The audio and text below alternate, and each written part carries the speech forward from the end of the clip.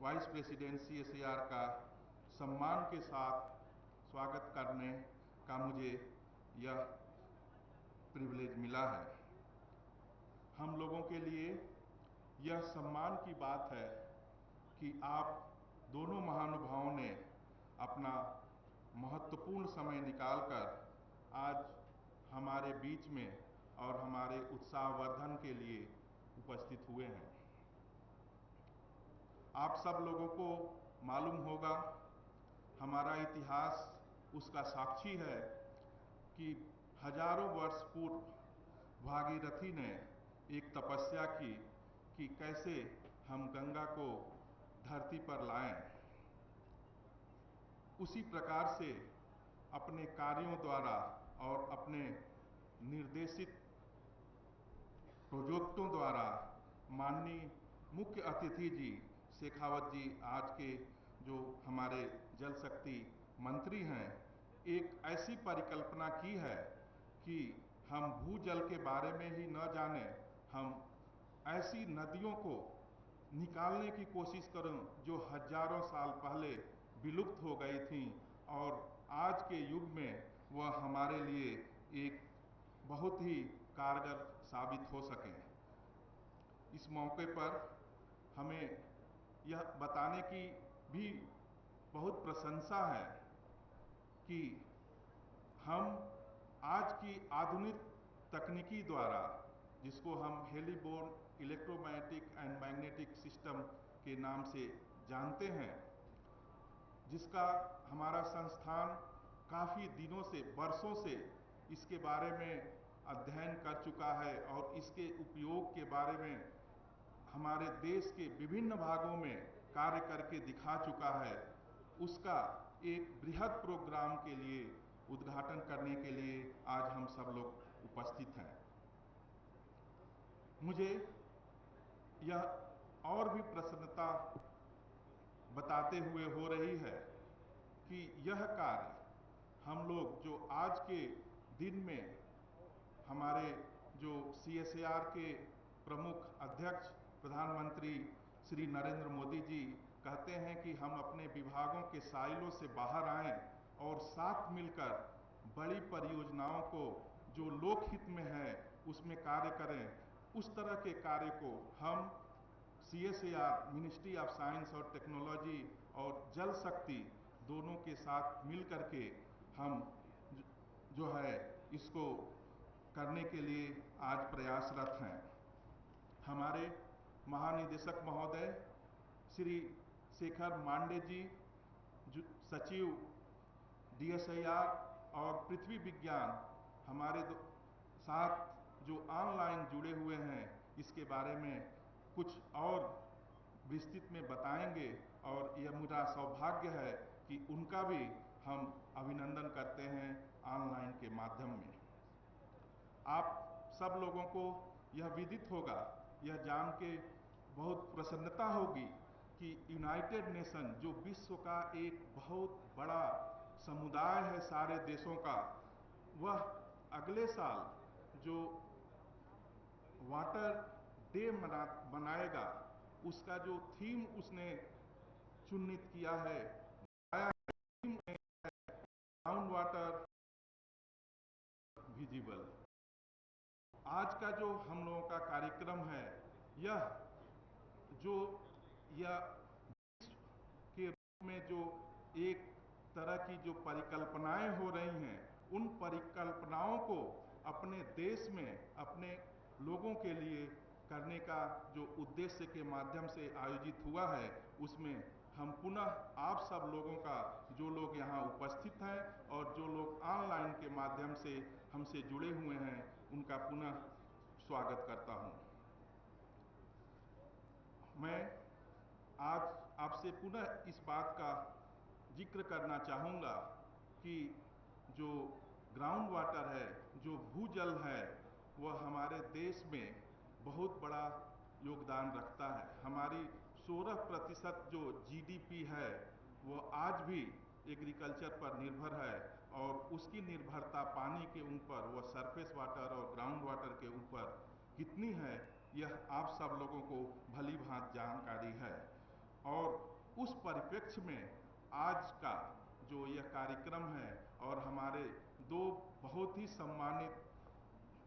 मंत्री महोदय और दो विभागों के सचिव जो हम लोगों के साथ आज इस परियोजना को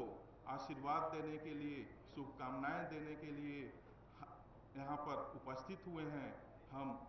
उन महानुभावों का पुनः आप सबकी तरफ से और NGRI और CGWB की तरफ से स्वागत करने का पुनः प्रयास कर रहे हैं। एक और बात मैं अंतिम में बताना चाहूँगा कि जो सारी समस्याएं जो इन्वायरमेंटल जो व्यक्ति पर्टिकुलर रूप से देखी जाती हैं, उसमें आजकल एक बहुत बड़ा जो है थ्रस्ट है नेचर बेस्ड सॉल्यूशन और ग्राउंड वाटर मैनेजमेंट प्लानिंग जो इस सर्वे के बाद किया जाएगा, वह एक नेचर बेस्ड सॉल्यूशन जो पीने के पानी और हमारे कृषि कार्यों के पानी के लिए एक नई आशा के रूप में जागृत हुआ है। यह हम लोगों के लिए यह बहुत सौभाग्य है कि इस तरह की परियोजनाओं में हम लोगों को शामिल करने का माननीय मंत्री जी के निर्देशन में शायद आप लोगों को ये मालूम होगा और मैं शायद मंत्री जी खुद ही बताएं कि जिस समय सारा विश्व लॉकडाउन हुआ था, जिस समय हमारे देश में पूरी तरह से बंद था, उस समय माननीय मंत्री जी शेखावत जी जो है हम लोगों से ऑनलाइन के द्वारा पूरी तरह से जो है इसके बारे में जो है जानकारी लेते रहे और इस परियोजना को निर्देशित करने के लिए अपना समय निकालते रहे। मैं इसके लिए आपका और हमारे मंत्री जी डॉक्टर जितेंद्र सिंह जी जो हमेशा वैज्ञानिक सॉल्यूशनों का जो प्रोत्साहन देते रहे हैं, मैं स्वागत करता हूं और धन्यवाद देता हूं। जय हिंद, जय भारत, नमस्कार।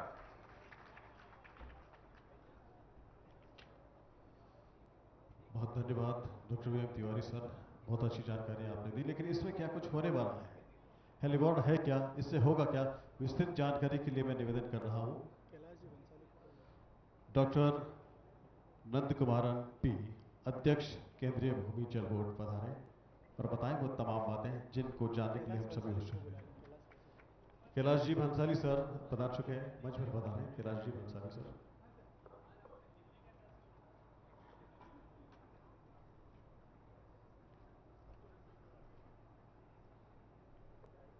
माननीय श्री गजेंद्र सिंह शेखावत जी, जल संसाधन मंत्री भारत सरकार, माननीय जितेंद्र सिंह जी, डॉक्टर जितेंद्र सिंह जी,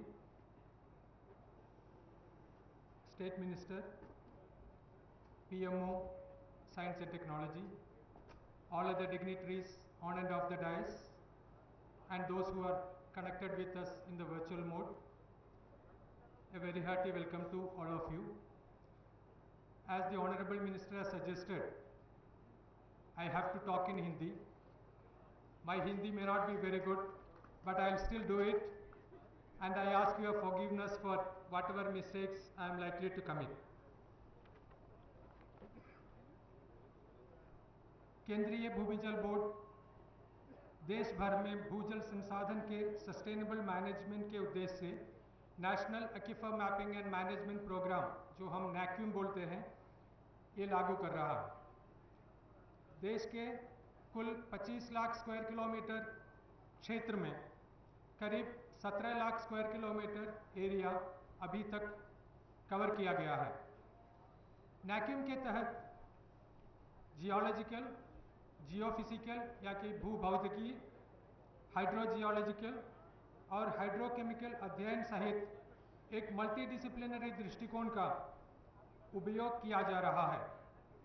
ताकि आवश्यक सप्लाई या डिमांड साइड इंटरवेंशंस करने के उद्देश्य से एक्विफर मैप्स और मानचित्र जो बोलते हैं और मैनेजमेंट प्लान्स तैयार करने के लिए एक्वीफर के संबंधित वैज्ञानिक जानकारी को उपयोग किया जा सके। सेंट्रल ग्राउंड वाटर बोर्ड ने तेजी से ज़्यादा गहराई और स्पेशल रेजोल्यूशन के साथ बेहतर पैमाने पर वैज्ञानिक सूचना प्राप्त करने के लिए exploratory drilling, surface geophysical studies और पानी की गुणवत्ता विश्लेषण जैसी भूजल जांच तकनीकों के कन्वेंशनल मेथड्स के साथ ही रिमोट सेंसिंग, GIS और हेलीबॉर्न जियोफिजिकल सर्वे जैसे लेटेस्ट टेक्नोलॉजी का भी शामिल किया है। नैक्यूम के तहत CGWB ने पहले ही देश भर में फैले विभिन्न हाइड्रोजियोलॉजिकल इलाकों में 6 पायलट योजनाएं बिहार, राजस्थान, महाराष्ट्र, कर्नाटक एंड तमिलनाडु स्टेट्स में की थी। पायलट एक्वीफर मैपिंग का उद्देश्य अत्याधुनिक जांच तकनीकों जैसे transient electromagnetism, electro resistive tomography, heliborne dual moment electromagnetic survey और ग्राउंड वाटर मॉडलिंग यूज करके रिप्रेजेंटेटिव हाइड्रोजियोलॉजिकल टाइपोलॉजीज में एक्वीफर्स का डिटेल मैपिंग करना था। विभिन्न क्षेत्रों में विभिन्न तकनीकों की उपयोगिता और एप्लीकेबिलिटी का अध्ययन किया गया है और नेशनल लेवल पर ऐसी तकनीकों को लागू करने के लिए प्रोटोकॉल भी विकसित किए गए हैं। इसी तरह बोर्ड ने उत्तर प्रदेश के प्रयागराज और कौशाम्बी जिलों के कुछ हिस्सों में हेलीबॉर्न सर्वेक्षण का उपयोग करते हुए कौशाम्बी कानपुर स्ट्रेच में गंगा यमुना दोब के कुछ हिस्सों में पैलियो चैनल्स पर फोकस करके एक्वीफर मैपिंग के लिए डाटा जनरेशन की एक और परियोजना शुरू की है। पैलियो चैनल अध्ययन के परिणाम के रूप में अध्ययन क्षेत्र में 14 किलोमीटर लंबे पैलियो चैनल की पहचान की गई है। पैलियो चैनल के विस्तार का पता लगाने के लिए कौशाम्बी कानपुर खंड में अध्ययन जारी है। CSIR NGRI के सहयोग से हेलीबॉर्न ट्रांसिएंट इलेक्ट्रोमैग्नेटिक यानी हेलीटेम अध्ययन आयोजित किए जा रहे हैं, जिसका उद्घाटन समारोह में हम अभी भाग ले रहे हैं। हेलीबॉर्न जियोफिजिकल सर्वेस एक्वीफर मैप तैयार करने के लिए जानकारी प्रदान करेगा, जिसमें एक्वीफर के डिस्पोजिशन और इसके साथ aquifer geometry, 3 dimensional geophysical models, fresh and saline water source, palaeo channel network का डिस्ट्रीब्यूशन, ग्राउंड वाटर दोहन के लिए उपयुक्त स्थल, कृत्रिम पुनर्भरण आदि के लिए उपयुक्त स्थल भी शामिल होंगे। हेलीबॉर्न जियोफिजिकल सर्वे के माध्यम से उत्तर पश्चिमी भारत के एरिड या शुष्क क्षेत्रों को कवर करने वाले लगभग 4 लाख स्क्वायर किलोमीटर एरिया को कवर करने की परिकल्पना की गई है। पहले चरण में राजस्थान, गुजरात और हरियाणा के कुछ हिस्सों में लगभग 1 लाख वर्ग किलोमीटर का काम लिया जा रहा है। राजस्थान, गुजरात और हरियाणा राज्यों के वाटर स्ट्रेस्ड एरियाज में हेलीबॉर्न सर्वेस का उपयोग न केवल हाई रेजोल्यूशन एक्वीफर मैपिंग की दिशा में, बल्कि मार्च 2022 तक 1 लाख स्क्वायर किलोमीटर के क्षेत्र को कवर करने की दिशा में भी एक महत्वपूर्ण माइलस्टोन साबित होगा। इन राज्यों में मैनेजमेंट इंटरवेंशंस के लिए विशिष्ट योजना तैयार करने में भी मदद मिलेगा। पहले चरण में करीब 41,000 लाइन किलोमीटर का उड़ान सर्वेक्षण किया जाएगा। इसके अलावा पहले चरण में कवर किए जाने वाले 1 लाख स्क्वायर किलोमीटर क्षेत्र में से लगभग 20,000 स्क्वायर किलोमीटर का क्षेत्र प्रायोरिटी क्षेत्र है, जिसमें फ्लाइट कवरेज का डेंसिटी और भी अधिक होगा।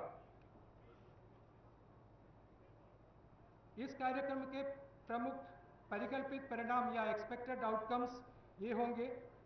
एलुवियल एरियाज में 300 मीटर की गहराई तक और हार्ड रॉक एरिया में 200 मीटर की गहराई तक अनुमानित लिथोलॉजी के साथ कृत्रिम पुनर्भरण के लिए साइट सिलेक्शन, क्षेत्र का पैलियो चैनल मैप्स का निर्माण और एक्वीफर सिस्टम के साथ इनका लिंकेजेस, क्षेत्र का 3 डायमेंशनल जियोफिजिकल मॉडल्स डेवलप करना, 2D और 3D एक्वीफर ज्योमेट्री एस्टैब्लिश करना और एक्वीफर मैनेजमेंट के लिए योजनाओं की विकसित करना। हम ये भी उम्मीद करते हैं कि इस अध्ययन के निष्कर्षों से वाटर स्ट्रेस क्षेत्रों में भूजल स्तर को सुधार के लिए साइट स्पेसिफिक स्कीम्स तैयार करने और सस्टेनेबल ग्राउंड वाटर मैनेजमेंट के लिए रोड मैप चार्टर करने में भी इससे मदद मिलेगी। धन्यवाद। जय हिंद।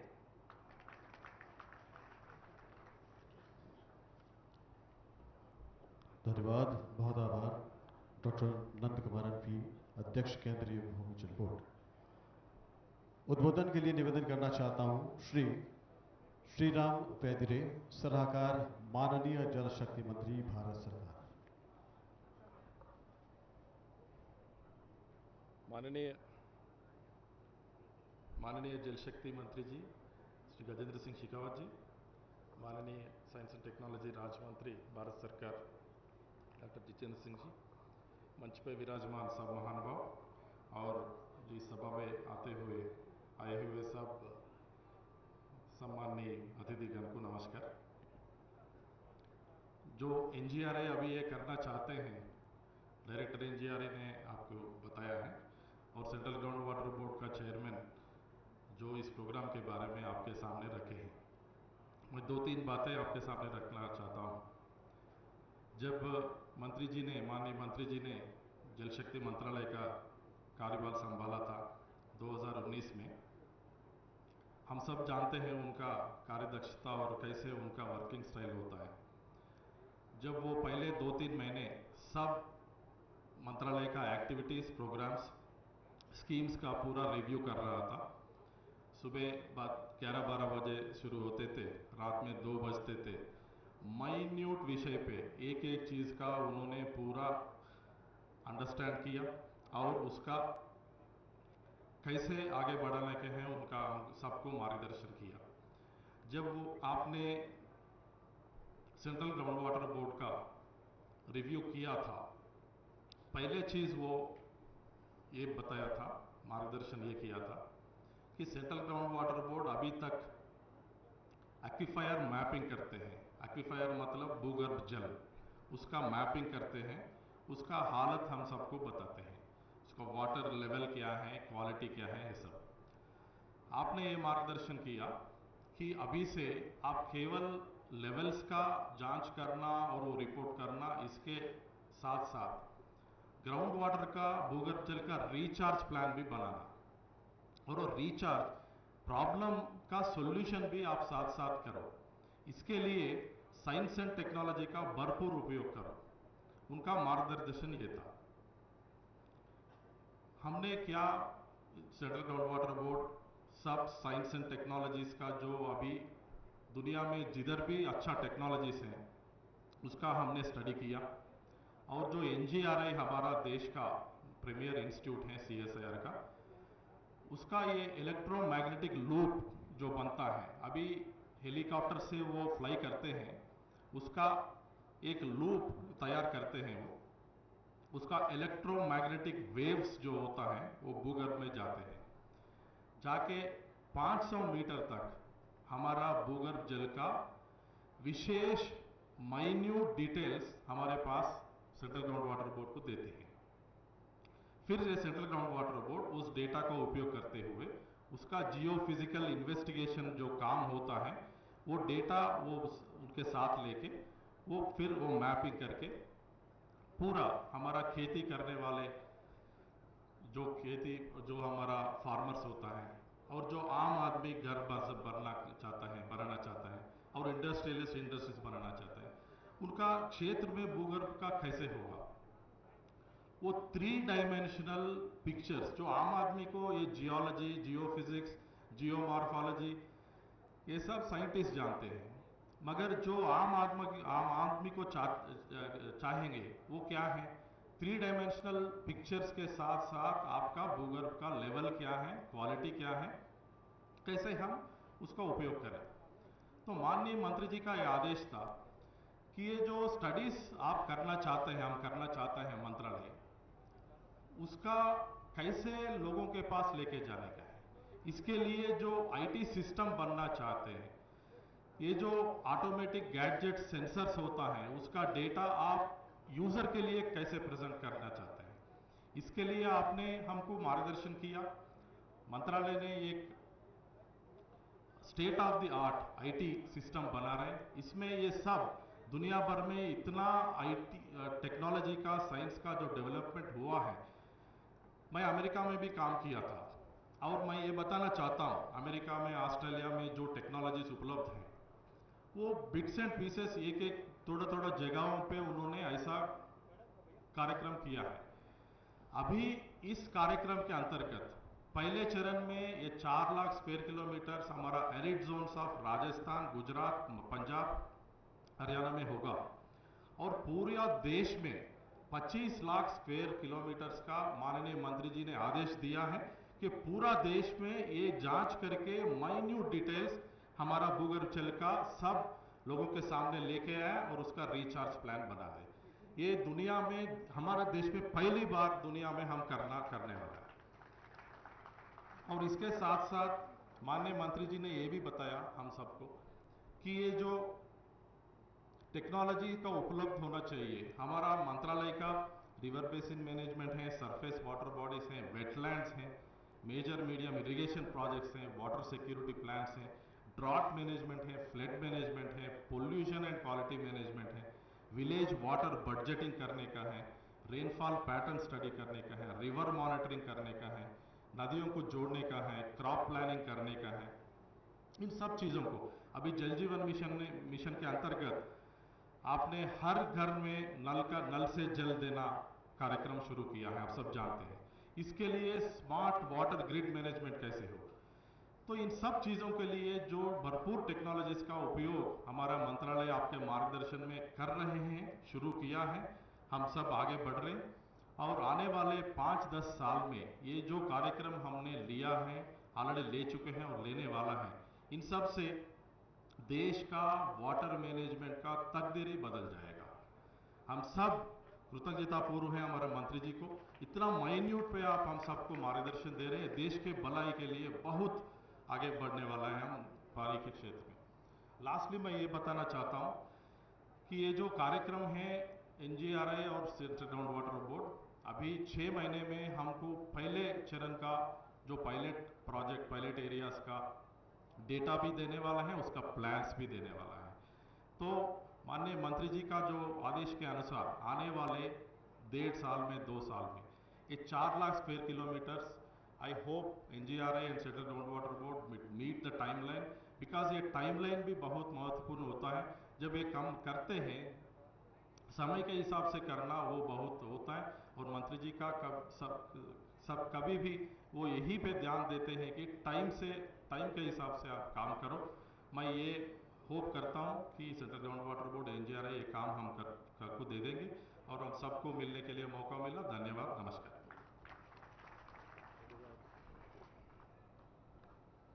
धन्यवाद, बहुत आभार श्री राम वैदिरी सर। बड़ा ही अच्छा लगता है कि हमारे माननीय मंत्री महोदय की पूरी टीम इतनी अनुभवी है और वो तकनीक जो अमेरिका के बाद सीधे भारत में आ रही है, बधाई की बात है। जोरदार तालियों के साथ हमारे मंत्री महोदय का आप स्वागत करें। निवेदन करना चाहता हूं doctor SK Jain sir, regional director, हमारे बीच विराजे हैं कैलाश जी भंसाली, पूर्व विधायक, उनका हम स्वागत करें।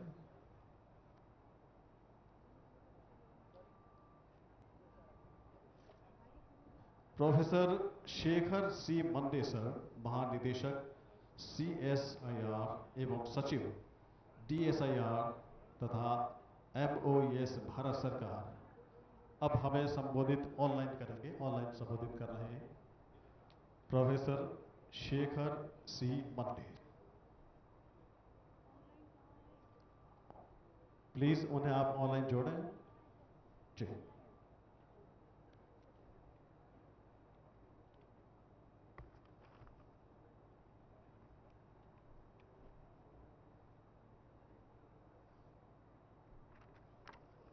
मंत्री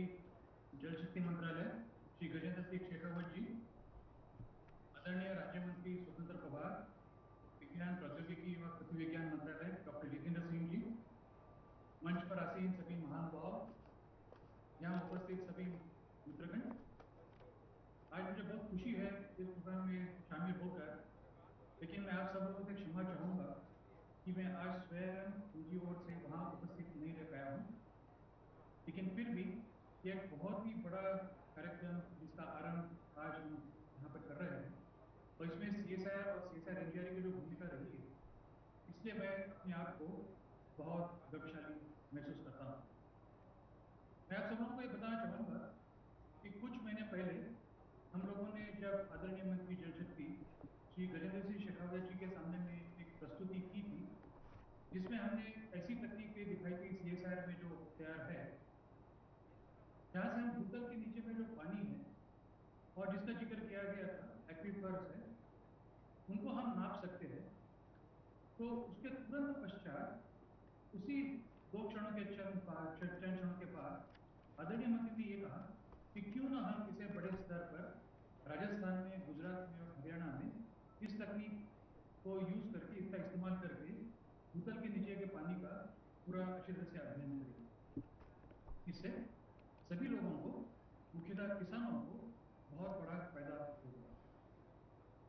हम लोगों ने ये भी दिखाया था कि हमने एक जो एक्सपेरिमेंट किया था, हमारी जो प्रयोगशाला है NGR है, हैदराबाद के करीब एक छोटूपल नाम का एक छोटा गांव है, वहां पर हम लोगों ने यही एक्सपेरिमेंट करके दिखाया था कि किस तरह उस गांव के लोगों को ऐसी तकनीक का फायदा हो सकता है। और बहुत आश्चर्यजनक रिजल्ट हमारे सामने में आए थे, जो कि न ही सिर्फ जमीन का पानी की लेवल बहुत बढ़ गई वहां पर, लेकिन किसानों ने वहां पे अनाज की खेती भी शुरू कर दी। और जो भी किसानों ने अनाज की खेती शुरू की ऐसे जगह जहां पानी की हरदम कमी हुआ करती थी, गांव छोड़ के जो युवा लोग गांव छोड़ के शहर में चले गए थे, उन्होंने गांवों में वापस आना शुरू किया। और मैं समझता हूँ यह बहुत ही अच्छी उपलब्धि हमें महसूस हुई कि हमारे प्रयोगशाला में जो कुछ काम हुआ था, उसको हम लोग समाज तक ले गए पाए, और उसके हम लोगों को बहुत गर्व महसूस होता है। मैं बहुत आभारी हूँ जल शक्ति मंत्री श्री गजेंद्र सिंह शेखावत जी का, और मैं बहुत आभारी हूँ डॉक्टर जितेंद्र सिंह जी का, जिनका हमें लगातार मार्गदर्शन प्राप्त हुआ है। और मैं समझता हूँ कि इस तकनीक का उपयोग करके कुछ ही महीनों में हम आपके सामने में ऐसे रिजल्ट आएंगे जिसका आप सभी को, और मुख्यतः राजस्थान के लोगों को, किसानों को इसका लाभ मिलेगा। बहुत बहुत धन्यवाद। नमस्कार, जय Hind. Thank you professor Shekhar Singh Munde sir. तकनीक का ये भी कमाल है कि कहीं से भी हमें सीधे संबोधित कर सकते हैं, विचारों से हम अवगत हो सकते हैं। अब मैं निवेदन कर रहा हूं श्री पंकज कुमार जी, सचिव जल शक्ति मंत्रालय, भारत सरकार, पधारे मंच पर और अपना उद्बोधन दें।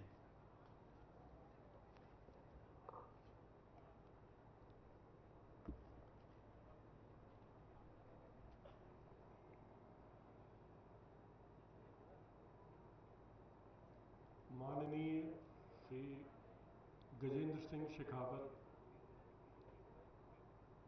माननीय जल शक्ति मंत्री भारत सरकार,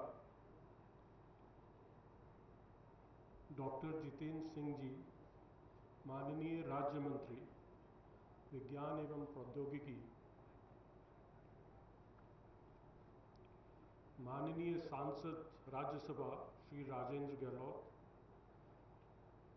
श्री जगाराम जी विधायक, अनुश्री पुनिया जी प्रधान,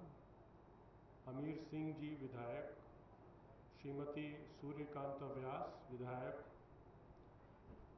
श्री पब्बा राम जी विधायक, एवं मंच पर उपस्थित सभी महानुभाव एवं हमारे साथ आए सभी गणमान्य व्यक्ति, जैसा कि हम सभी जानते हैं, पानी हमें वर्षा से मिलता है। पृथ्वी के ज़्यादातर भूभाग पे वर्षा आती है, ऊंचे पहाड़ों पर वो बर्फ बन जाती है, और ये जो पानी हमें मिलता है, इसकी मात्रा सीमित है। हर वर्ष इसमें कमी होती है, बढ़ोतरी होती है, लेकिन जो इसका एवरेज है, औसत है, सालों दर सालों में वो एक समान रहता है। तो पानी की मात्रा जो हमें प्रकृति से मिल रही है वो सीमित है। लेकिन जब हमारी जनसंख्या बढ़ती है तो जो पर कैपिटा अवेलेबिलिटी है पानी की, उसमें कमी आती है। और जैसे हमारी अर्थव्यवस्था बढ़ती है तो हमारी पानी की आवश्यकताएं भी बढ़ जाती हैं, चाहे वो कृषि हो या वो इंडस्ट्री हो। तो इस वक्त जिस पड़ाव पे हमारा देश है, हमारी जनसंख्या अभी बढ़ने के दौर पे है, कुछ दशकों तक और बढ़ेगी,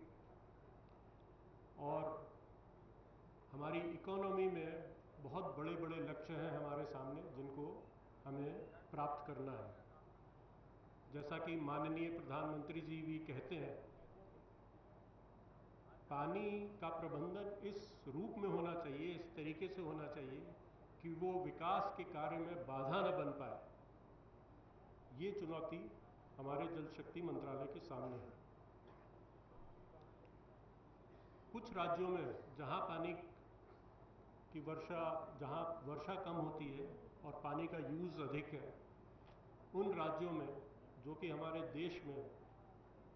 उत्तर पश्चिमी और साउथ सदर्न पोर्शन में है, दक्षिण भारत में है, जैसे कि हरियाणा, कर्नाटका, पंजाब, राजस्थान, तमिलनाडु, उत्तर प्रदेश, दिल्ली, इन सभी राज्यों में कई क्षेत्रों में पानी की समस्या है। जब पानी आता है तो बरसात के मौसम में काफ़ी नदियों के द्वारा बह जाता है, समुद्र में मिलता है, या फिर ज़मीन के भीतर चला जाता है, और हमारे जो एक्विफर्स जिनको हम बोलते हैं, भूमिगत गगरी, बहुत सिंपल वे में अगर सोचा जाए तो इस गगरी में पानी समा जाता है। प्रकृति ने हमको भरपूर गगरियाँ दी थी, लेकिन जैसे हमारी आवश्यकताएं बढ़ती गई, जनसंख्या बढ़ती गई, उन गगरियों का हम उपयोग ज़्यादा से ज़्यादा करते गए, और अब कुछ क्षेत्रों में वो गगरियाँ खाली होने लगी। इनको हम कहते हैं ओवर एक्सप्लॉइटेड जोन्स। इसलिए जल प्रबंधन, खास तौर से भूजल का प्रबंधन, एक बहुत ही आवश्यक विषय बन गया है। और आज जो प्रोग्राम लॉन्च होने जा रहा है, ये है कैसे तकनीक के माध्यम से हम पृथ्वी के भीतर अपने एक्विफर्स, अपनी गगरियों का बहुत सूक्ष्मता से जांच कर पाए, जिससे उनके प्रबंधन में उतना ही इफेक्टिवली, उतने ही प्रभावशाली रूप से हम इंटरवेंशंस कर पाए, कार्यक्रम ले पाए। मैं बहुत आभारी हूँ डॉक्टर जितेंद्र सिंह जी का, माननीय मंत्री साइंस एंड टेक्नोलॉजी, जिनके नेतृत्व में CSIR के NGIR ने हमारे साथ ये उपक्रम आरंभ किया है। हमारे माननीय मंत्री श्री गजेंद्र सिंह शेखावत जी एक मिसाल है तकनीकी के उपयोग के बारे में। तकनीक का उपयोग किस तरीके से किया जाए जिससे जल प्रबंधन में सुधार आए, इसके बारे में उन्होंने हमेशा मार्गदर्शन दिया है और पर्सनली नेतृत्व भी प्रदान किया है। आज हम इस प्रोग्राम को लॉन्च करेंगे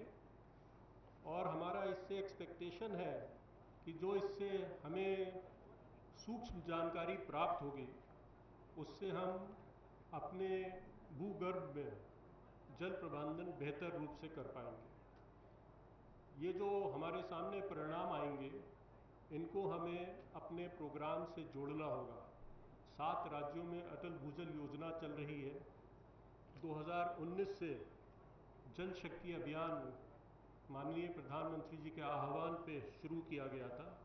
2021 में इसको पूरे देश में इसका इम्प्लीमेंटेशन हो रहा है। राज्य सरकारों के साथ काम करके किस तरीके से हम अपने इस नई नॉलेज को जो कि हम क्रिएट करेंगे, इसको किस तरीके से इन प्रोग्राम्स के साथ जोड़ेंगे,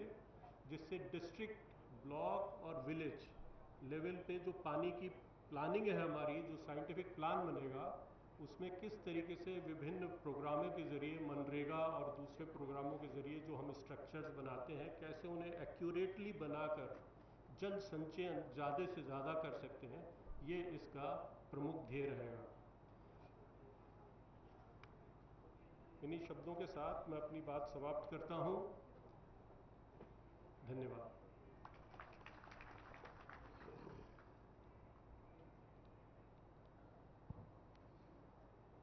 धन्यवाद श्री पंकज कुमार जी, सचिव जल शक्ति मंत्रालय, भारत सरकार। बड़ी खुशी की बात है हमारे बीच विराजे हैं बतौर विशेष अतिथि डॉक्टर जितेंद्र सिंह जी साहब, माननीय राज्य मंत्री स्वतंत्र प्रभार पृथ्वी विज्ञान मंत्रालय, विज्ञान एवं प्रौद्योगिकी राज्य मंत्री पीएमओ, कार्मिक लोक शिकायत पेंशन मंत्रालय, कल्याण ऊर्जा विभाग। पधारे मंच पर आशीर्वाद दें।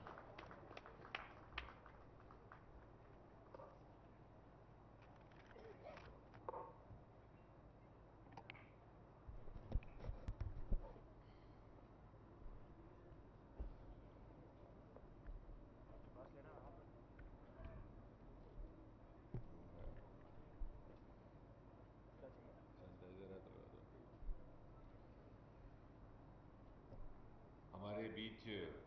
हमारे अति माननीय योग आदरणीय केंद्रीय मंत्री जल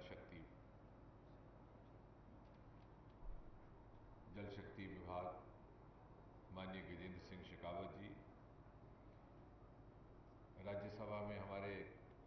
वरिष्ठ साथी और सदस्य राजेंद्र गहलोत जी, विधायक बाबाराम जी, विधायक सूर्यकांता व्यास जी, जिनके दर्शन करके हम सब ने आशीर्वाद प्राप्त किया, विधायक अमित सिंह जी, विधायक प्रताप सिंह जी, पूर्व विधायक जगाराम पटेल जी, ऊनिया जी, प्रधान शंभू सिंह जी, जल शक्ति के सचिव जिनका संबोधन आपने सुना पंकज कुमार जी, CSIR के डायरेक्टर जनरल और उसी विभाग के सचिव doctor Shekhar Mande, CSIR NGRI Hyderabad से वहाँ के अध्यक्ष डॉक्टर तिवारी, यहाँ की महापौर विनीता सेठ जी, केंद्रीय जल बोर्ड के अध्यक्ष नंद कुमार जी, और मेरे सामने बैठे हुए जोधपुर नगरी के प्रमुख नागरिकगण, महानुभाव एवं साथियों, सबसे पहले तो अपनी बात प्रारंभ करने से पूर्व मुझे माननीय गजेंद्र सिंह शेखावत जी को बधाई भी देनी है और धन्यवाद भी करना है। और ये एक अनोखा अवसर है जब एक ही महानुभाव के प्रति बधाई, क्योंकि वो बधाई के भी पात्र हैं और धन्यवाद के भी, और वो इसलिए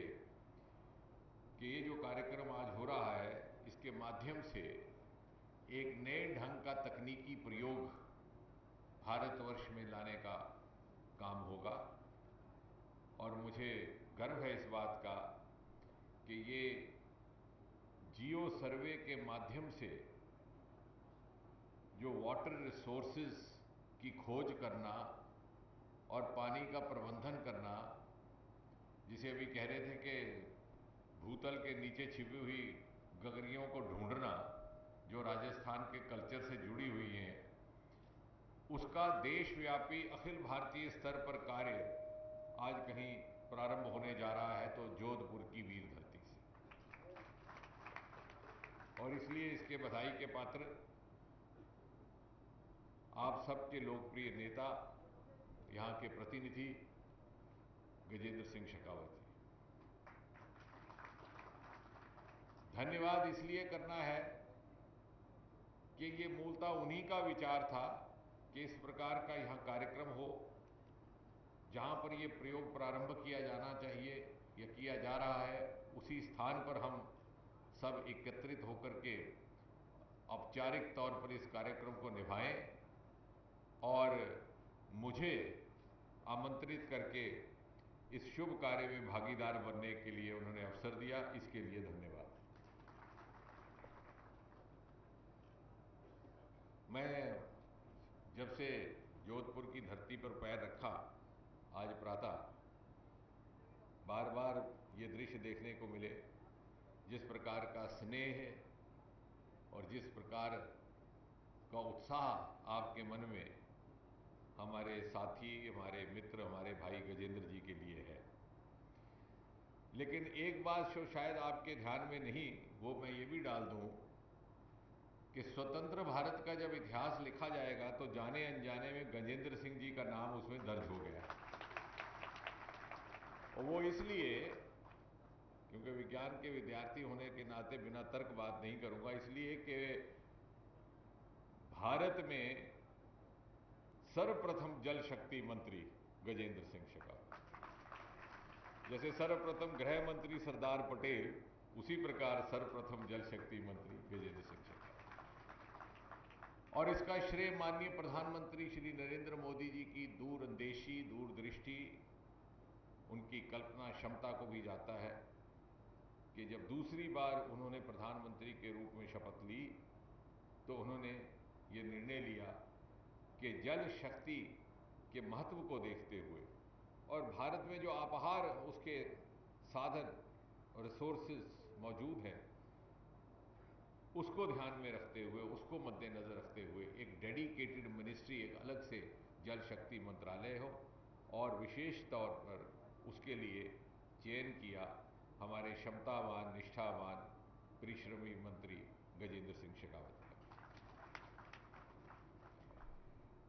जहां तक इन नए प्रयोगों का संबंध है, यदि आप स्मरण करें तो 15 अगस्त को लाल किले के परिसर से जब प्रधानमंत्री श्री नरेंद्र मोदी राष्ट्र को संबोधित कर रहे थे तो उन्होंने एक बड़ी महत्वपूर्ण बात कही थी। उन्होंने कहा था कि इस समय स्वतंत्र भारत आज़ादी के 75वें वर्ष में प्रवेश कर रहा है और उन्होंने संज्ञा दी अमृत महोत्सव। और साथ ही साथ हमारा इस ओर भी ध्यान आकर्षित किया कि आने वाले 25 वर्ष हमारे लिए कितने महत्वपूर्ण होंगे, क्योंकि इन्हीं 25 वर्ष में हमारी जिम्मेवारी रहेगी कि आज से हम वो कल्पना चित्र बना सकें, वो योजना बना सकें जो ये निर्धारित करे कि जब स्वतंत्र भारत अपनी 100वीं वर्षगांठ मनाए 2047 में, तो उसका चित्र कैसा हो, उसकी तस्वीर कैसी हो। और साथ ही साथ उन्होंने कुछ वैज्ञानिक प्रयोगों की बात की, हाइड्रोजन मिशन की बात की। और प्रधानमंत्री जब लाल किले से बोलते हैं, ये सन 1947 से रिवायत भी रही है, परंपरा भी रही है, प्रधानमंत्री का लाल किले का संबोधन डिक्लेरेशन ऑफ इंटेंट माना जाता है कि उस समय की सरकार के आगे का क्या रोड मैप है, उसका नक्शा खींच करके प्रधानमंत्री 15 अगस्त को देते हैं। और उसके संबोधन के द्वारा ये बात भी एक बार फिर से हमारे ध्यान में भी आती है और उसकी पुष्टि भी हो जाती है कि आने वाले समय में जितना भी विकास होगा वो टेक्नोलॉजी और विज्ञान पर आधारित होगा। और जैसे बार बार ये अनुमान लगाए जाते हैं, ऐसे प्रोजेक्शंस भी हैं कि आने वाले वर्षों में भारत विश्व गुरु बनकर के संसार के पटल पर खड़ा होगा, तो वो उपाधि और वो पदवी और वो स्थान प्राप्त करने के लिए भी साइंस टेक्नोलॉजी ही आधार रहेगा। बल्कि मैं तो ये कहूँगा कि आने वाले समय में हमारी अर्थव्यवस्था भी बड़ी मात्रा में साइंस टेक्नोलॉजी और वैज्ञानिक अनुभव पर आधारित रहेगी। अब पहले और अब के बीच में जो अंतर आया है और जो मुझे विश्वास है बड़े स्पष्ट रूप में देखने को मिलता भी है उन लोगों को जो सरकार पर पैनी नजर रखते हैं, सदा से रखते रहे, कि इस देश में वैज्ञानिक क्षमता की कभी कोई कमी नहीं थी, वैज्ञानिक प्रतिभा की भी कोई कमी नहीं थी। ये वो देश है जिसने कुछ ना होते हुए भी, जब ऐसा समय था जो पूरी तरह से प्रतिकूल था, जिसमें कोई अनुकूलता नहीं थी वैज्ञानिक प्रयोगों के लिए, ऐसे समय में भी विक्रम साराभाई, होमी भाभा और सीवी रमन जैसे वैज्ञानिकों को जन्म दिया जिनका लोहा दुनिया ने माना। और जब हमारे बहुत से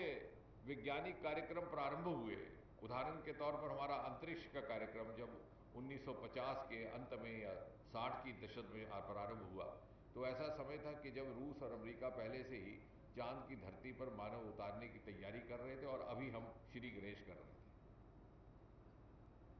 इसका अर्थ ये हुआ कि हमारे पास वैज्ञानिक क्षमता भी थी, वैज्ञानिक प्रतिभा भी थी, वैज्ञानिक निष्ठा भी थी, परंतु समय समय पर तत्कालीन सरकारों की ओर से उस प्रकार की प्राथमिकता नहीं थी। और ये अंतर है पहले में और अब में। प्रधानमंत्री मोदी ने पिछले 7-8 वर्षों में जितने भी विज्ञान आधारित कार्यक्रम हैं, योजनाएं हैं,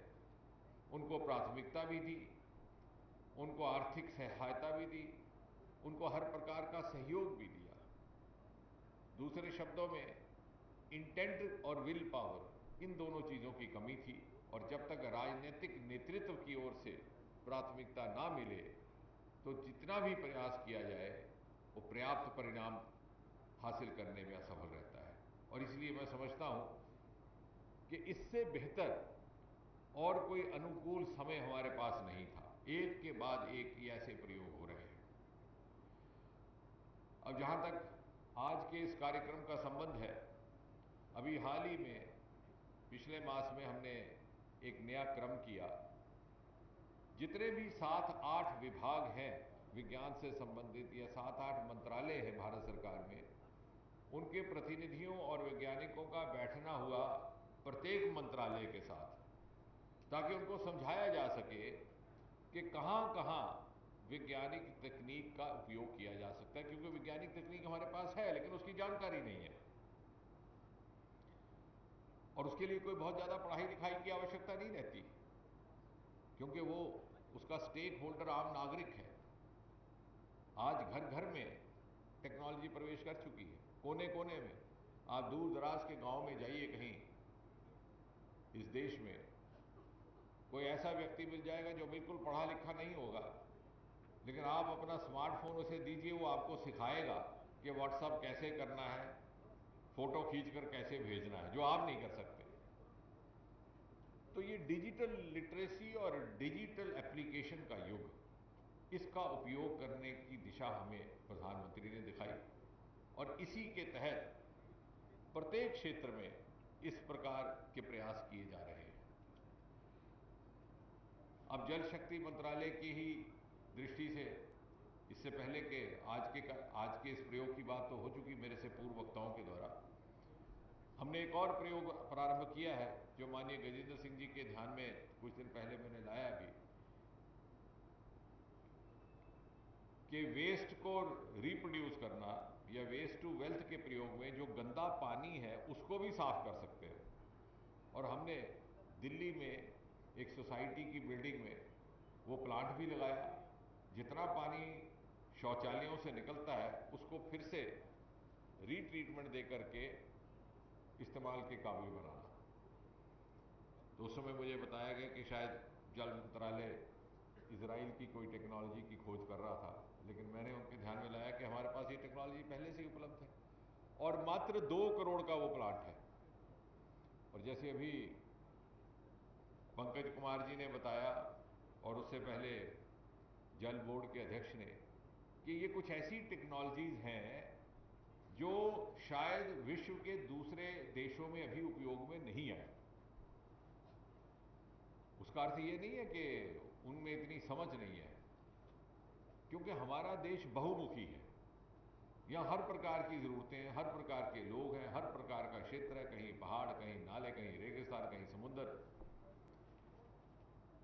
कहीं झाड़ा पड़ता है 15 डिग्री माइनस,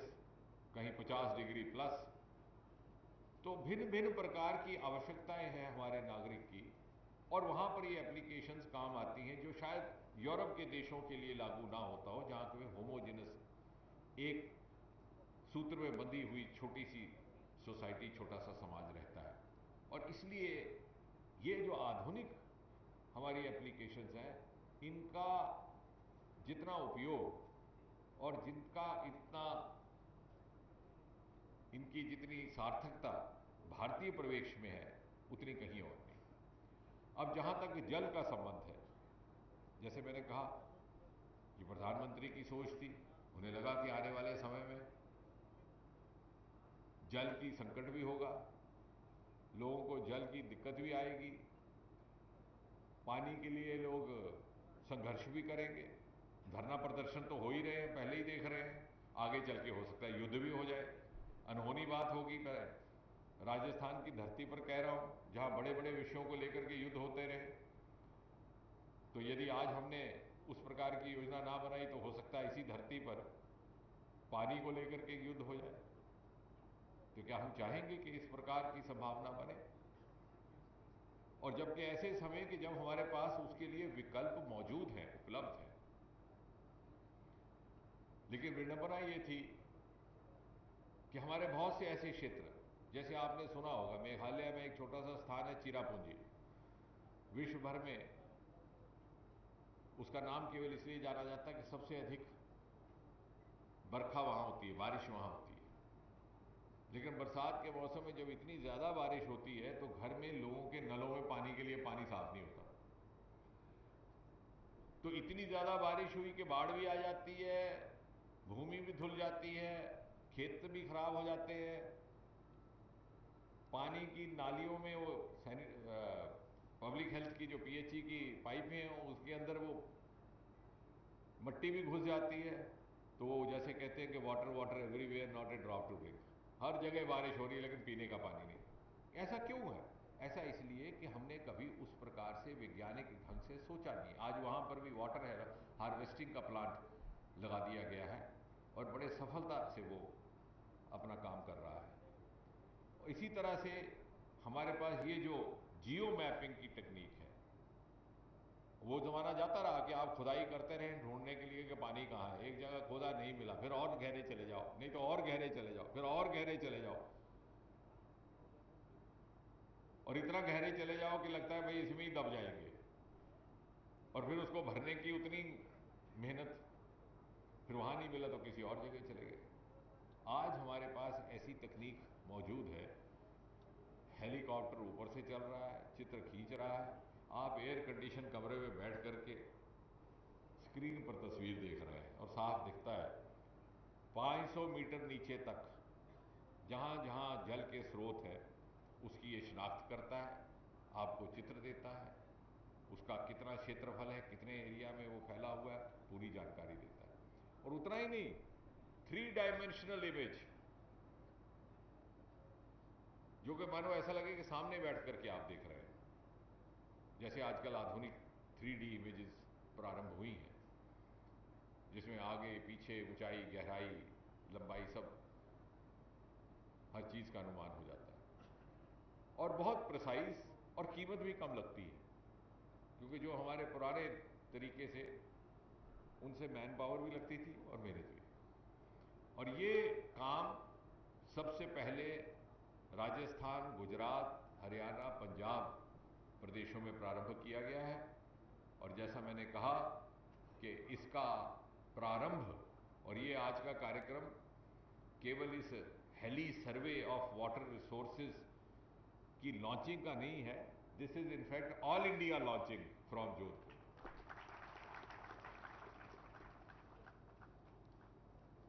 अगर गजेंद्र सिंह जी जल शक्ति मंत्री ना होते तो हो सकता है ये कार्यक्रम विज्ञान भवन में होता, उसके लिए भी ये बधाई के पात्र है। इन्होंने हमें विज्ञान भवन से बाहर निकाला, क्यों आमतौर से इस प्रकार के अखिल भारतीय कार्यक्रम को लिए जगह निर्धारित रहती है, वेन्यू निर्धारित रहता है। और इसलिए मैं ये इस बातें इसलिए कह रहा हूं कि अक्सर हमें ये बातों का ध्यान नहीं रहता, हम इनका महत्व नहीं समझते। जैसे कि इतना स्नेह होने के बावजूद अभी तक आपके ध्यान में नहीं आया कि स्वतंत्र भारत के इतिहास में जल, कल कोई वो कौन बनेगा करोड़पति में पूछेगा कि भारत का सर्वप्रथम जल शक्ति मंत्री कौन, तो 4-5 नाम आएंगे। फिर आप पूछेंगे, एक वो मिलती है पूछने वाली, वो क्या लाइफ लाइन, तो आप फोन करेंगे धर्मपत्नी को, उनको भी पता नहीं होगा, तो कितनी विडंबना होगी। तो हो सकता है कल ये सवाल आए, इसलिए मैं आपको और तो कुछ नहीं, ये उपहार दे के जा रहा हूं इस नई जानकारी का। और मुझे विश्वास है कि आने वाले समय में ये जो आज हमारा शुभारंभ हो रहा है, ना केवल helicopter survey of water resources के लिए राह हमवार कर रहा है, बल्कि प्रत्येक सेक्टर में, प्रत्येक क्षेत्र में टेक्नोलॉजी को उसका आधार बनाने का एक क्रम उसको भी प्रारंभ कर रहा है। उसके प्रति भी हमारी जागरूकता इससे प्रारंभ होगी। एक बार पुनः बहुत बहुत शुभकामनाएं और जोधपुर की धरती को मेरा नमन प्रणाम। बहुत आभार, बहुत धन्यवाद डॉक्टर जितेंद्र सिंह जी।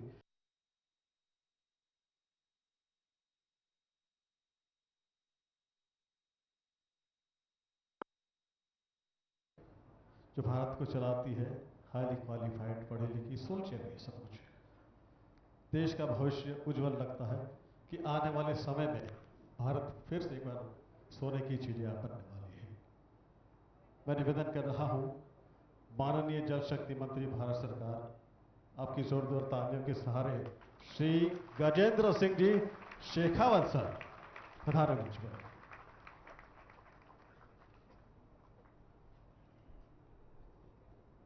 मन लगे आज हिंदी में बोलना पड़े, क्योंकि मंच पर कई सारा ऐसा जना बैठा है जाने वास्ते हिंदी भी समस्या है, तो मारवाड़ी में फिर आरो बिल्कुल ब्लैंक हो जाए। मैं डॉक्टर साहब हिंदी में, मेरी कॉन्स्टिट्यूंसी में कभी हिंदी में बोलता नहीं, पर आज इसलिए हिंदी में बोल रहा हूँ कि मंच पे बहुत सारे ऐसे लोग बैठे हैं, आप तक तो चल जाएगा मुझे लगता है, लेकिन नंद कुमार जी और श्रीराम वेदरे जी, इन सब का ब्लैंक जीरो हो जाएगा, इसलिए मैं आज हिंदी में मुझे बोलना पड़ेगा। जल शक्ति मंत्रालय द्वारा देश के एक्वीफर्स को हेलीबॉर्न सर्वे की नई टेक्नोलॉजी के द्वारा खोजे जाने या उनका अध्ययन किए जाने के निमित्त जो देश में एक नई शुरुआत हो रही है, जिसके बारे में अभी मुझसे पहले सभी वक्ताओं ने अपने उद्बोधन में, अपने वक्तव्य में जिसकी चर्चा की है, ऐसे महत्वपूर्ण कार्यक्रम, ऐसे महत्वपूर्ण शुभारंभ के कार्यक्रम में, और कार्यक्रम की महत्ता और गरिमा इसके कारण से और भी अधिक बढ़ी है कि देश के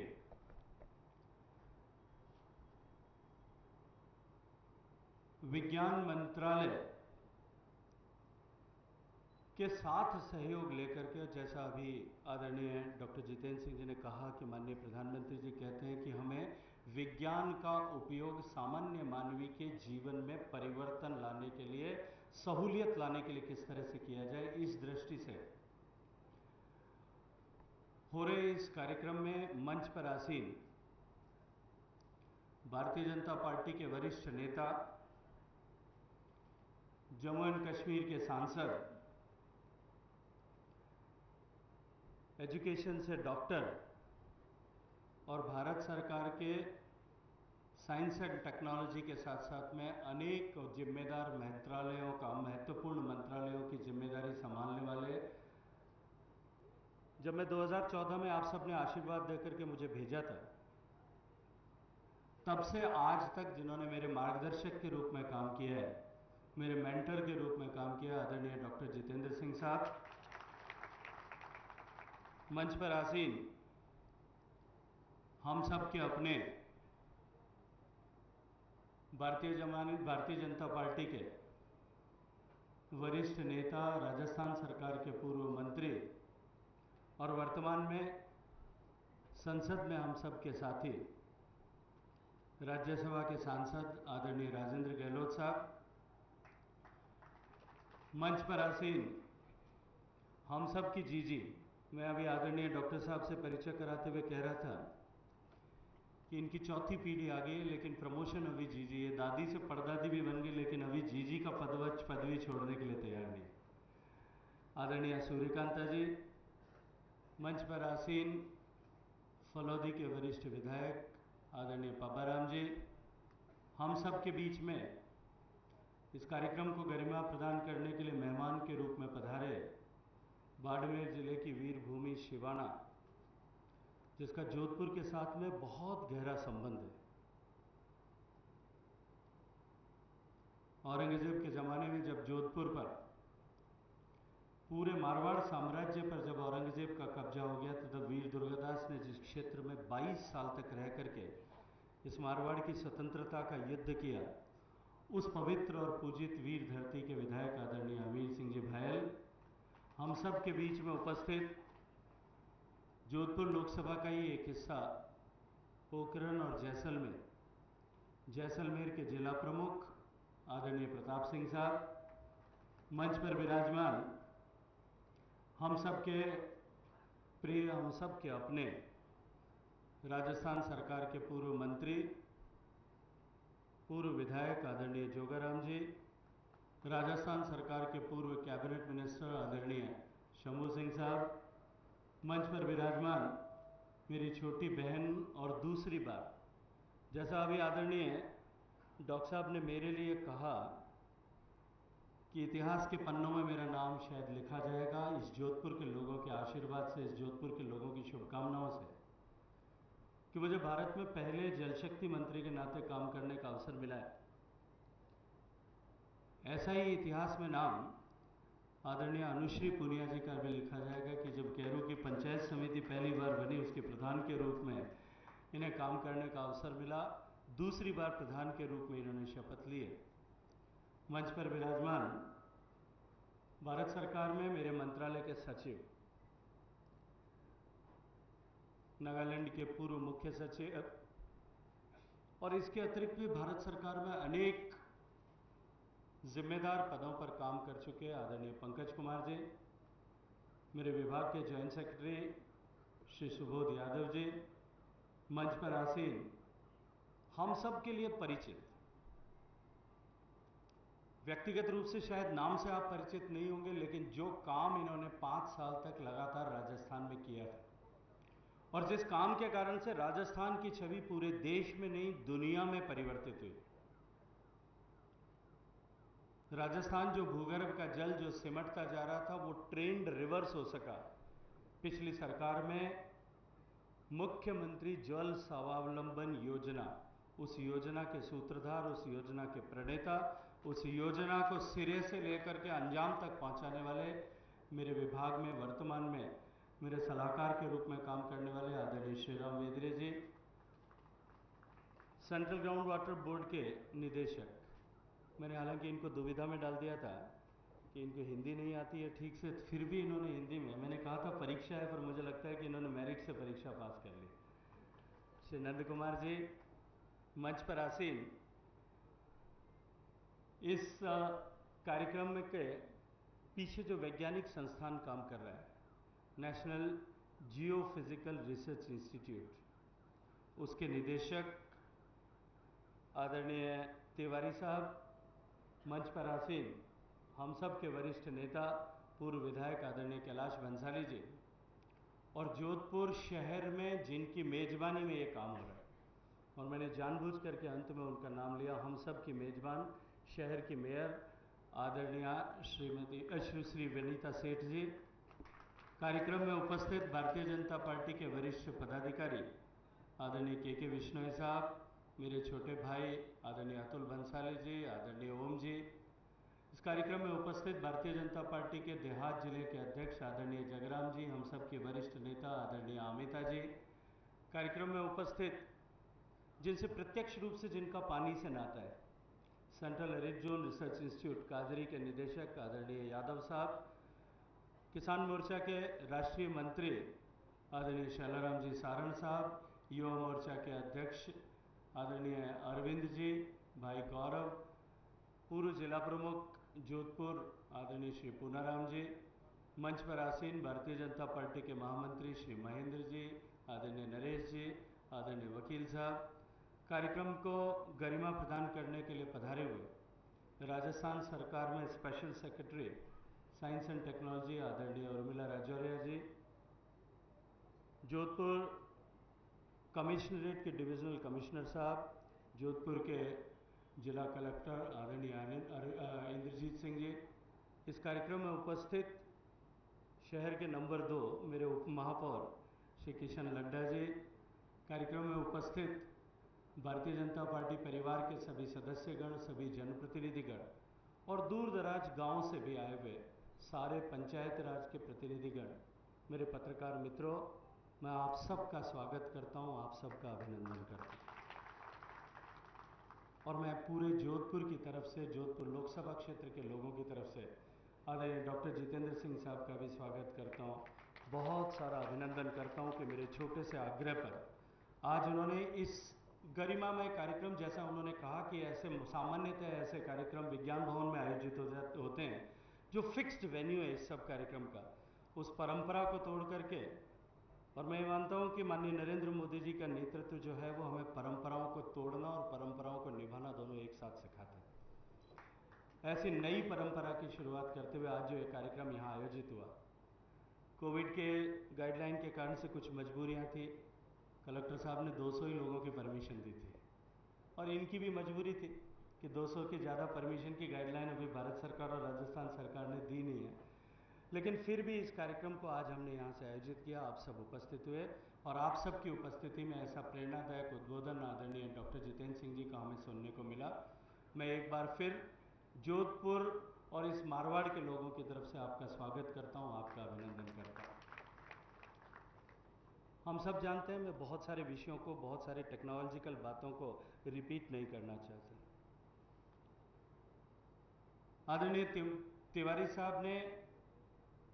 नंद कुमार जी ने, श्रीराम जी ने, मेरे सचिव श्री पंकज कुमार साहब ने टेक्निकली आज के कार्यक्रम के विषय के इस टेक्नोलॉजी के बारे में आपसे चर्चा की। मैं बहुत ठेठ गांव की भाषा में आपसे इस बारे में बात करना चाहता हूं। 2019 में जब सरकार बनी, आदरणीय डॉक्टर साहब को स्मरण होगा कि सांसदों की एक बैठक में माननीय प्रधानमंत्री जी ने मुझे अवसर प्रदान किया था कि मैं जल के क्षेत्र में जो भारत की सरकार का, माननीय मोदी जी की सरकार का विजन है, वर्तमान में पानी को लेकर के देश और दुनिया के सामने क्या चुनौतियां हैं और उन चुनौतियों को हम किस तरह से पूरा कर सकते हैं, इसके बारे में मैं सांसदों के सामने एक प्रेजेंटेशन करूं। मुझे लगभग कोई 45 मिनट का समय मिला था। मैंने अपनी बात शुरू करते हुए जो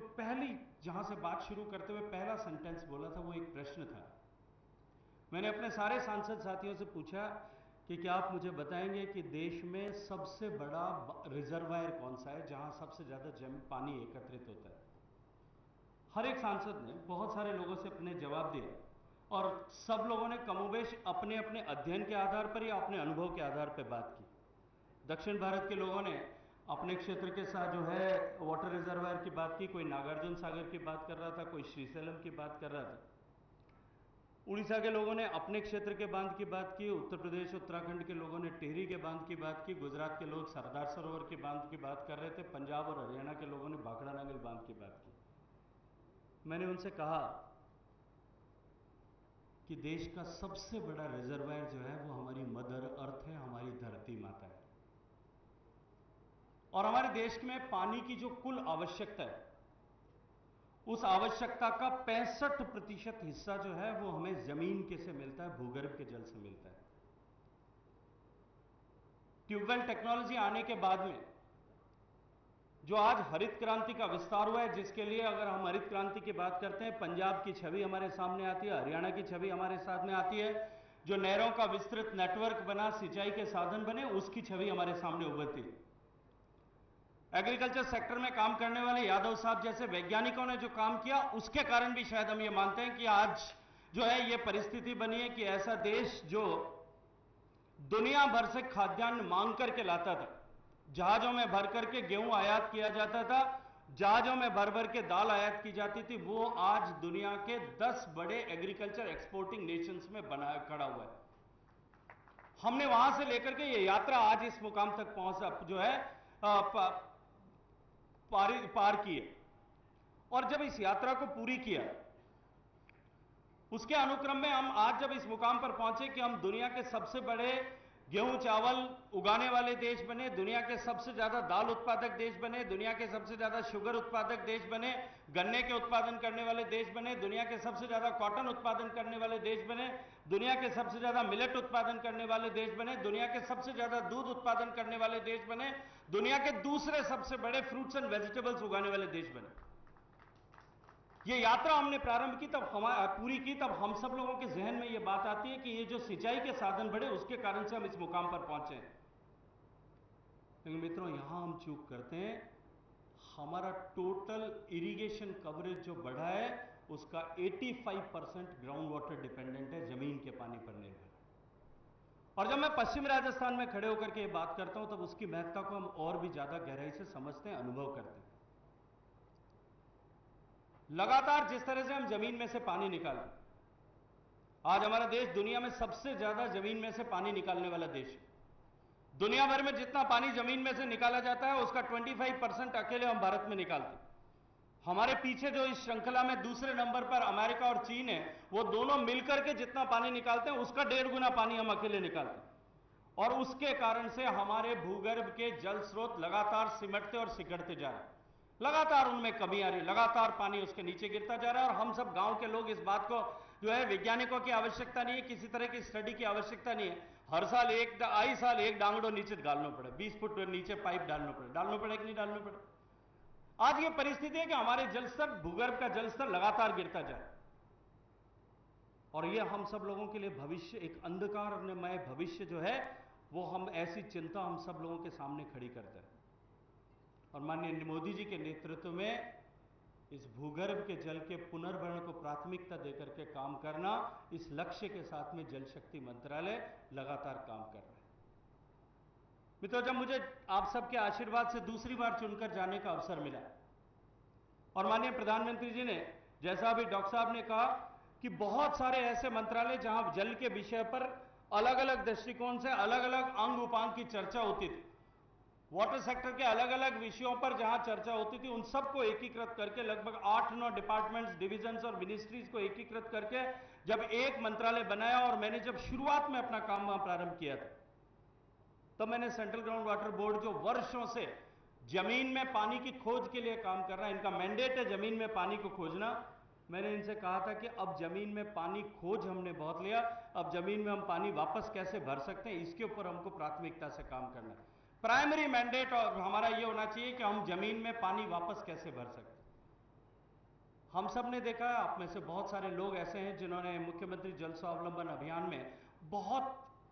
पैशनेटली काम किया, बहुत गंभीरता से काम किया, बहुत गहराई से धरातल के साथ में जुड़ करके काम किया। जब जल शक्ति अभियान, जब हम मुख्यमंत्री जल स्वावलंबन अभियान में काम कर रहे थे, तब हमने 4 वाटर कॉन्सेप्ट पे काम किया था। जमीन का पानी जमीन में, गांव का पानी गांव में, खेत का पानी खेत में। हम उसको पानी को रोकें, बहते हुए पानी की गति को रोकें, उसको कम करें और उसके कम करके जमीन में समाहित होने के लिए जो है उसका अवसर प्रदान करें। आज माननीय प्रधानमंत्री जी पिछले इतने 2 साल से जिस तरह से लगातार पानी के विषय पर चर्चा कर रहे हैं, निश्चित रूप से जल के बारे में एक चेतना बनी, समाज में लोगों में जागृति भी आई, समाज में लोग आज जल के विषय पर चिंतन करने लगे, विचार करने लगे, जल को बचाने के लिए भी काम करने लगे। समाज के लोग आज भूमि में जल का पुनर्भरण हो सके इस दृष्टिकोण से भी काम कर रहे हैं। राज्यों की सरकारें भी विभिन्न राज्यों की सरकारें भी इस दृष्टि से काम करती हैं। जैसा मैंने चर्चा की, श्री राम वेदरे जी के साथ में मिलकर के राजस्थान में मुख्यमंत्री जल स्वावलंबन अभियान आदरणीय वसुंधरा जी के नेतृत्व में चलाया गया था। ठीक उसी तरह से गुजरात में जब वर्तमान प्रधानमंत्री आदरणीय नरेंद्र मोदी जी जब गुजरात के मुख्यमंत्री थे, सुजलाम सुफलाम योजना की शुरुआत उन्होंने वहां की थी और गुजरात में पानी के जमीन के पानी को वापस भरने के ट्रेंड को रिवर्स किया और आज भी जो है 20 सेंटीमीटर प्रति वर्ष के आधार पर लगातार गुजरात में पानी का पुनर्भरण हो रहा है। उन्होंने वर्षा के जल को किस तरह से गांवों के तालाबों में भरा जा सकता है, किस तरह से उसके माध्यम से ग्राउंड वाटर रिचार्ज किया जा सकता है, इस पर काम किया। आंध्र प्रदेश में नीरू चट्टू कार्यक्रम शुरू हुआ। जब महाराष्ट्र में आदरणीय देवेंद्र फडणवीस जी मुख्यमंत्री थे, तब उन्होंने जो जलयुक्त शिविर ऐसी कल्पना करके और पूरे महाराष्ट्र में तालाबों को, गांव के तालाबों को गहरा कराने के लिए काम किया। अनेक सरकारें, हर एक सरकार हर एक जगह पे किसी न किसी तरह से इस तरह से काम कर रही। राज्यों की सरकारों ने, देश की सरकार ने भी जो बिल्डिंग बायलॉज बनाए उसमें इस बात को निश्चित किया है, नियम बनाया है इसका कि 500 वर्ग मीटर से ज्यादा का अगर घर कोई बनाता है, कोई बिल्डिंग बनती है, तो ग्राउंड वाटर रिचार्ज के ऊपर उस पर काम होना चाहिए। हालांकि डॉक्टर साहब, हम जिस जगह पर खड़े हैं जोधपुर में, मेरे शहर की कहानी बिल्कुल उल्टी है। हम सब जगह ग्राउंड वाटर रिचार्ज की बात करते हैं और जोधपुर शहर जो है हमारा traditional Jodhpur city, with in the city walls और उसके सराउंडिंग एरिया, वहां हमारी चुनौती बिल्कुल उल्टी है। वहां हमारे यहां पे 100 ट्यूबवेल्स मेरे शहर में 24 घंटे 365 दिन जमीन का पानी बाहर निकाल करके डालने में काम करते हैं, ताकि जमीन में इतना ज्यादा पानी है, वरना वो बेसमेंट में से निकलने लग जाता है। लेकिन फिर भी देश भर में जमीन के पानी के पुनर्भरण के लिए अनेक तरह के प्रयास हुए, लेकिन वो सारे प्रयास जो हैं वो सारे आकलन पर आधारित थे। मुझे याद है जब मैं एग्रीकल्चर मंत्रालय में काम करता था पिछले टेन्योर में, तब एग्रीकल्चर में एक प्रश्न आया था कि ग्राउंड वाटर रिचार्ज के लिए, वाटर रिलेटेड एक्टिविटीज के लिए हमने नरेगा के माध्यम से या अन्य स्कीम्स के माध्यम से भारत सरकार ने कितना पैसा खर्च किया। और मुझे आश्चर्य हुआ कि 5 साल में लगभग 1,25,000 करोड़ रुपया उसके ऊपर, उस पिछले 5 साल में 2017 में मैंने जवाब दिया था कि 5 साल में खर्च हुआ। अगर मैं आज की बात करूं तो अभी मेरा मंत्रालय, माननीय प्रधानमंत्री जी ने एक कार्यक्रम 2019 में एक मार्गदर्शन दिया था कि हम जल शक्ति अभियान चलाएं। देश के 256 जिलों में हमने जब 2019 में कार्यक्रम किया था, तब ये जो ज्यादा वाटर स्ट्रेस डिस्ट्रिक्ट है, जहां ज्यादा चुनौती है, उन सारे जिलों को आइडेंटिफाई करके भारत सरकार के अधिकारियों को भेजा गया। ग्राउंड वाटर रिचार्ज पे किस तरह से काम हो सकता है, लोगों की चेतना किस तरह से बन सकती है, अफॉरेस्टेशन एक्टिविटीज कैसे हो सकती है, ट्रेडिशनल वाटर बॉडीज का रिजुविनेशन और रिस्टोरेशन कैसे हो सकता है, और बरसात के पानी के संरक्षण पर किस तरह से काम किया जा सकता है। इस विषय पर एक चेतना जागृत हो, इस दृष्टिकोण से वो कार्यक्रम किया गया। 2020 का साल, क्योंकि हम सब जानते हैं कोरोना के कारण से चुनौती का साल था, हम सब लोगों के लिए संकट का काल था, इसलिए ग्राउंड पर हम उतना काम नहीं कर पाए। लेकिन 2019 के उन 256 जिलों में किए गए काम के कारण से इतना पॉलिटिकल प्रेशर था, सारे सांसद साथियों का दबाव था। अब की बार मैं प्रसन्नता के साथ में कह सकता हूं कि इस बार हमने देश के 700 जिलों में, देश के हर एक जिले में उस कार्यक्रम को किया। और मैं आज प्रसन्नता से यह बात कह सकता हूं कि मार्च में 22 मार्च को माननीय प्रधानमंत्री जी ने श्री गणेश किया था, तब से लेकर के आज तक देश भर में 2 लाख से ज्यादा नए स्ट्रक्चर या ट्रेडिशनल वाटर बॉडीज को केवल वाटर कंजर्वेशन और रिस्टोरेशन के लिए डेवलप किया गया। और उसके ऊपर जो इन एक्टिविटीज पर पिछले इस 22 मार्च से लेकर के जब मैं आज 5 अक्टूबर को आपसे बात कर रहा हूं, इस कालखंड में लगभग 50,000 करोड़ रुपया जो है इन वाटर रिलेटेड एक्टिविटीज पर खर्च किया गया। जल शक्ति अभियान चला, लेकिन इन सब कामों को साइंटिफिकली बैकिंग प्रदान करें कि हम कम से कम खर्च करें, कम से कम एफर्ट्स करें और मैक्सिमम बेनिफिट हो। ये जो आज का कार्यक्रम है उसको गति प्रदान करने के लिए, उसको वैलिडेट करने के लिए किया जा रहा है। मित्रों, सीजीडब्ल्यूबी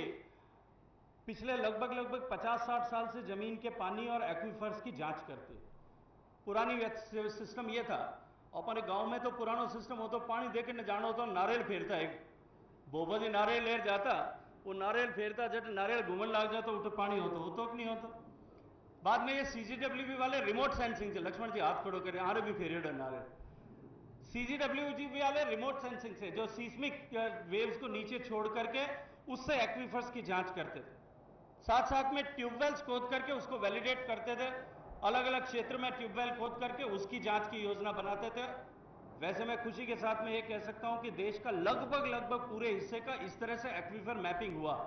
लेकिन वर्तमान में जितनी बड़ी चुनौती है और जिस तरह की आवश्यकता है उसको देखते हुए हमको और डिटेल मैपिंग करने की आवश्यकता है। जब ये विषय मेरे संज्ञान में लाया गया, मैंने कहा कि हमें दुनिया की सारी टेक्नोलॉजीज को ढूंढना है, दुनिया में किस तरह से काम हो रहा है, हम भारत में गति के साथ में उस काम को कैसे कर सकते हैं। जब हमने इसको ढूंढा, खोजा, हम दुनिया में ढूंढ रहे थे, तब आदरणीय डॉक्टर जितेंद्र सिंह साहब ने अपनी एक टीम को लेकर के एक प्रेजेंटेशन किया कि आपको बाहर जाने की जरूरत नहीं है, जो ऑस्ट्रेलिया और अमेरिका में काम हो रहा है वो हम भारत में करके आपको दे सकते हैं। और उस दिन ये गठजोड़ हुआ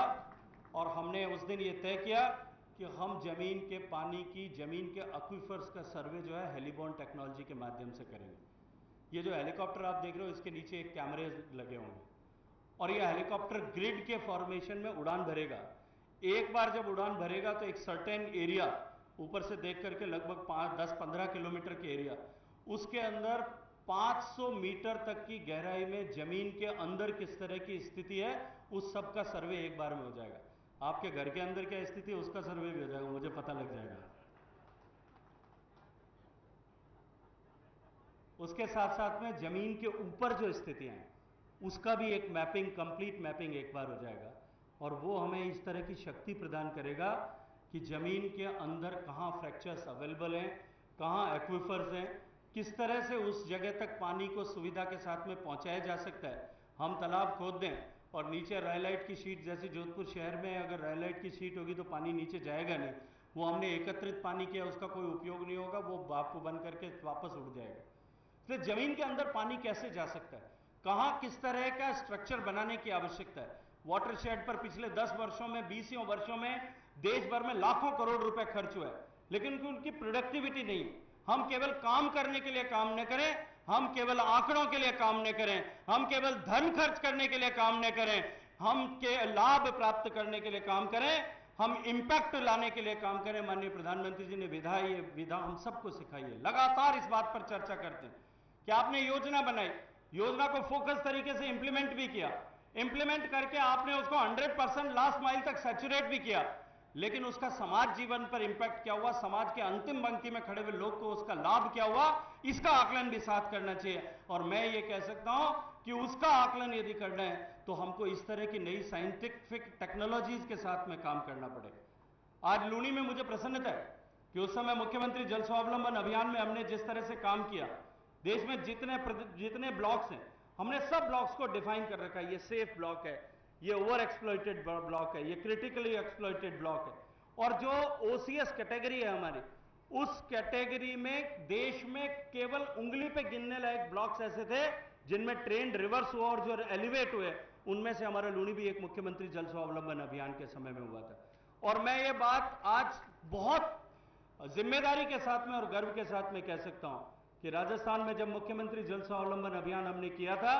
उस समय हमारी सरकार में हमारी मुख्यमंत्री आदरणीय वसुंधरा जी के नेतृत्व में किया था। श्री राम वेदरे जी ने जिस तरह से साइंटिफिकली उसको मैप किया सैटेलाइट इमेजेस को लेकर के, और क्योंकि उस समय ये हेलीबॉर्न सर्वे पर काम देश में शुरू नहीं हुआ था, तो इन्होंने ड्रोन के माध्यम से इस तरह के ओवर द सरफेस जो है जमीन के ऊपर की स्थितियों का, कि पानी कहां से ढलान है, गांव में पानी कहां से होकर के निकल सकता है और पानी को कहां ला करके रोका जा सकता है, इन सब का अध्ययन करके जो काम किया था, उसके कारण से लूनी एक ऐसी तहसील थी जिसमें ट्रेंड रिवर्स हुआ और जो है वो क्रिटिकल जोन से निकल करके सेफ जोन में आई। उसके कारण से आज हमारे जितनी ये टेक्सटाइल की इंडस्ट्रीज हैं, इन इंडस्ट्रीज को इंडस्ट्री चलाने की परमिशन मिली है, वरना ये सब बंद हो जाता। विज्ञान के माध्यम से हम जीवन में परिवर्तन ला सकते हैं। विज्ञान जो है हमारे जीवन में सहूलियत ला सकता है, उसको ठीक से उपयोग करने की आवश्यकता है। मित्रों, इस जो आज ये कार्यक्रम है, ये कार्यक्रम निश्चित रूप में देश के पानी के इतिहास में स्वर्णाक्षरों से अंकित किया जाएगा। देश में जो भूगर्भ के जल के पुनर्भरण के लिए माननीय मोदी जी के नेतृत्व में हम सब काम कर रहे हैं, उसका जिस दिन इतिहास लिखा जाएगा, जैसा अभी डॉक्टर साहब कह रहे थे कि देश जब प्रगति करता है तब देश में एनर्जी की रिक्वायरमेंट भी उसी तेजी से प्रगति करती है और पानी की रिक्वायरमेंट भी उसी तेजी से प्रगति करती है। तो भारत माननीय मोदी जी के नेतृत्व में जिस रास्ते पर चल पड़ा है, 2025 तक हम 5 ट्रिलियन इकोनॉमी का लक्ष्य लेकर के चलें और 2030 तक 10 ट्रिलियन इकोनॉमी का लक्ष्य लेकर के चलें। हालांकि मैं आज जिम्मेदारी से आज एक बात कह सकता हूं कि जिस रास्ते पर हम चलें और जिस तेजी से हम प्रगति कर रहे हैं, ये आंकड़े बहुत छोटे हो जाएंगे, लेकिन उसका रास्ता जल समृद्धि के रास्ते से होकर के जाता है। जब तक जल समृद्धि नहीं होगी, जल सुरक्षा नहीं होगी, जब तक जल की निर्बाध उपलब्धता सुनिश्चित नहीं होगी, तब तक उन लक्ष्य को हम हासिल नहीं कर सकेंगे। ये बड़ी चुनौती हम सबके सामने। आज दुनिया में जिस तरह से पानी के को लेकर के क्राइसिस, दुनिया के बहुत सारे देशों में जिस तरह की चुनौतियां, उन चुनौतियों को देखते हुए और पर्यावरण का, जलवायु परिवर्तन का प्रभाव जिस तरह से हम देख रहे हैं, उसके कारण से जिस तरह से दुनिया भर में एक चिंता का विषय यह बना है। भारत के लिए निश्चित रूप से चुनौती और भी बड़ी इसलिए है क्योंकि दुनिया की 18% आबादी भारत में, दुनिया की लगभग इतनी 18, 19, 20% कैटल पॉपुलेशन भारत में, जबकि दुनिया के कुल पीने योग्य पानी में से भारत का हिस्सा जो है वो 1%। दुनिया में कुल जितना पानी है उस पानी के परिप्रेक्ष्य में केवल 4% पोर्टेबल वाटर है, उसमें भी एक्सेसिबल 1% है, और भारत में हमारे पास में और भी कम। और पश्चिमी राजस्थान में तो हमारा संकट और भी गहरा है कि हम देश की लगभग 6% पॉपुलेशन राजस्थान में है और देश का 1% पानी केवल हमको मिला। और कैटल पॉपुलेशन की दृष्टि से देखें तो हाईएस्ट कैटल पॉपुलेशन राजस्थान में, लेकिन फिर भी हमारे पास में पानी, प्रकृति ने हमको जो है वो न्यूनतम मात्रा में पानी दिया। यह अलग बात है कि हमारे पुरखों ने जिस तरह से हमें सिखाया कि एक एक बूंद पानी को किस तरह से सहेजा जा सकता है, बरसात के पानी का किस तरह से उपयोग कर सकते हैं, और अगर किसी को उसकी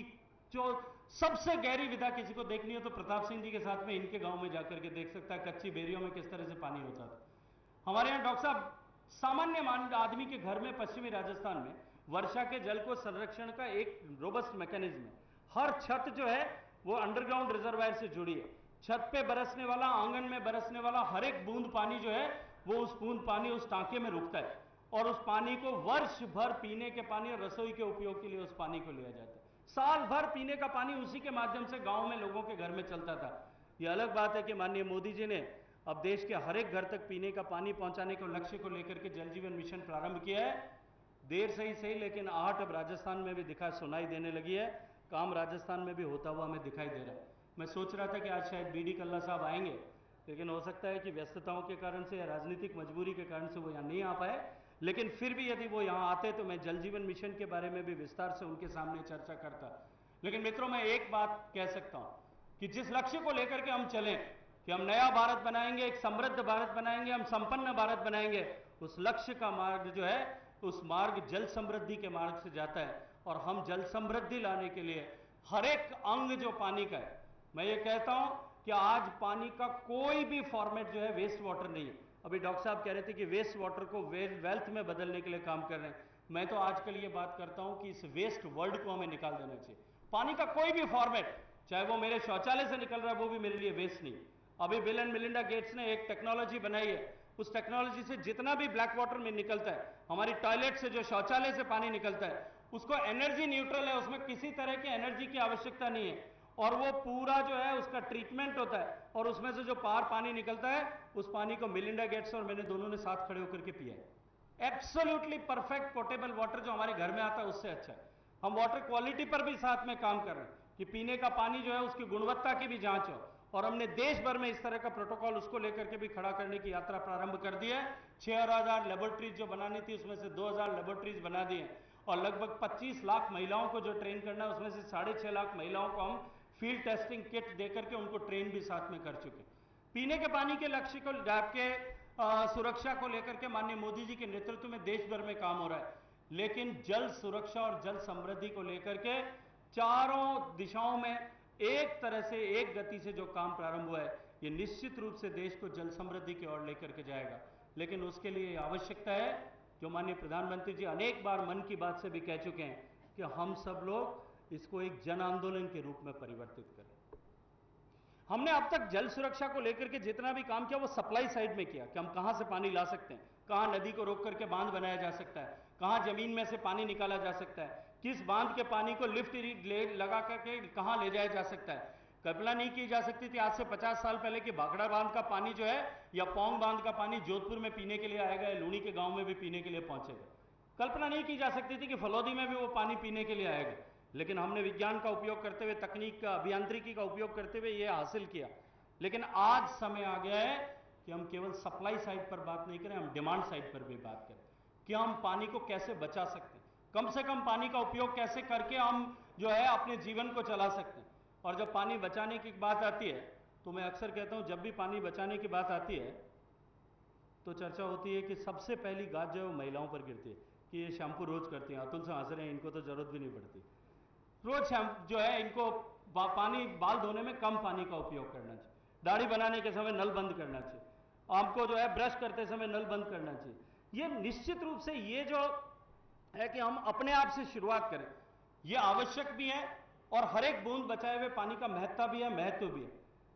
लेकिन आप सबको जानकर के आश्चर्य होगा कि हमारा जितना पानी कुल उपयोग में आता है देश भर का, उसका केवल 5% हमारे घर में उपयोग होता है। दूसरी गाज इंडस्ट्री पे गिरती है। इंडस्ट्री का नाम लेते ही ब्रजभूषण पुरोहित जी के आप जो है मुंह पे मुस्कान आ गई। दूसरी गाज इंडस्ट्री पे गिरती है। जब कभी भी पानी बचाने की बात आती है, कमी आती है पानी की, सबसे पहले इंडस्ट्री की गर्दन दबाई जाती है। इंडस्ट्री भी केवल 5-6% ही पानी उपयोग करती है। 89% पानी जो है ये जो पीछे बैठे हैं ये लोग काम में लेते हैं एग्रीकल्चर में, क्योंकि हम सबका पेट इनके माध्यम से भरता है। लेकिन आज ये समय आ गया है कि हमको खेती में भी पानी का कम से कम उपयोग कैसे हो, इसके ऊपर काम करना पड़ेगा। देखिए, हमारे देश में पर कैपिटा वाटर अवेलेबिलिटी आज से 50 साल पहले 5000 क्यूबिक मीटर थी प्रति व्यक्ति पानी की उपलब्धता, और आज घट करके 1500 क्यूबिक मीटर हो गई है। पानी उतना ही है, क्लाइमेट की चुनौती के होने के बावजूद भी उतना ही पानी देश में हर साल बरसता है, उतनी बर्फ हर साल गिरती है अगर एवरेज निकालें तो। लेकिन क्योंकि आबादी 50 साल में 3 गुना बढ़ी, इसलिए हमारी अवेलेबिलिटी 1/3 हो गई। आबादी इसी अनुक्रम में बढ़ती रही तो हमको पानी के संसाधनों को बचाना पड़ेगा, पानी का विवेकपूर्ण उपयोग करना पड़ेगा।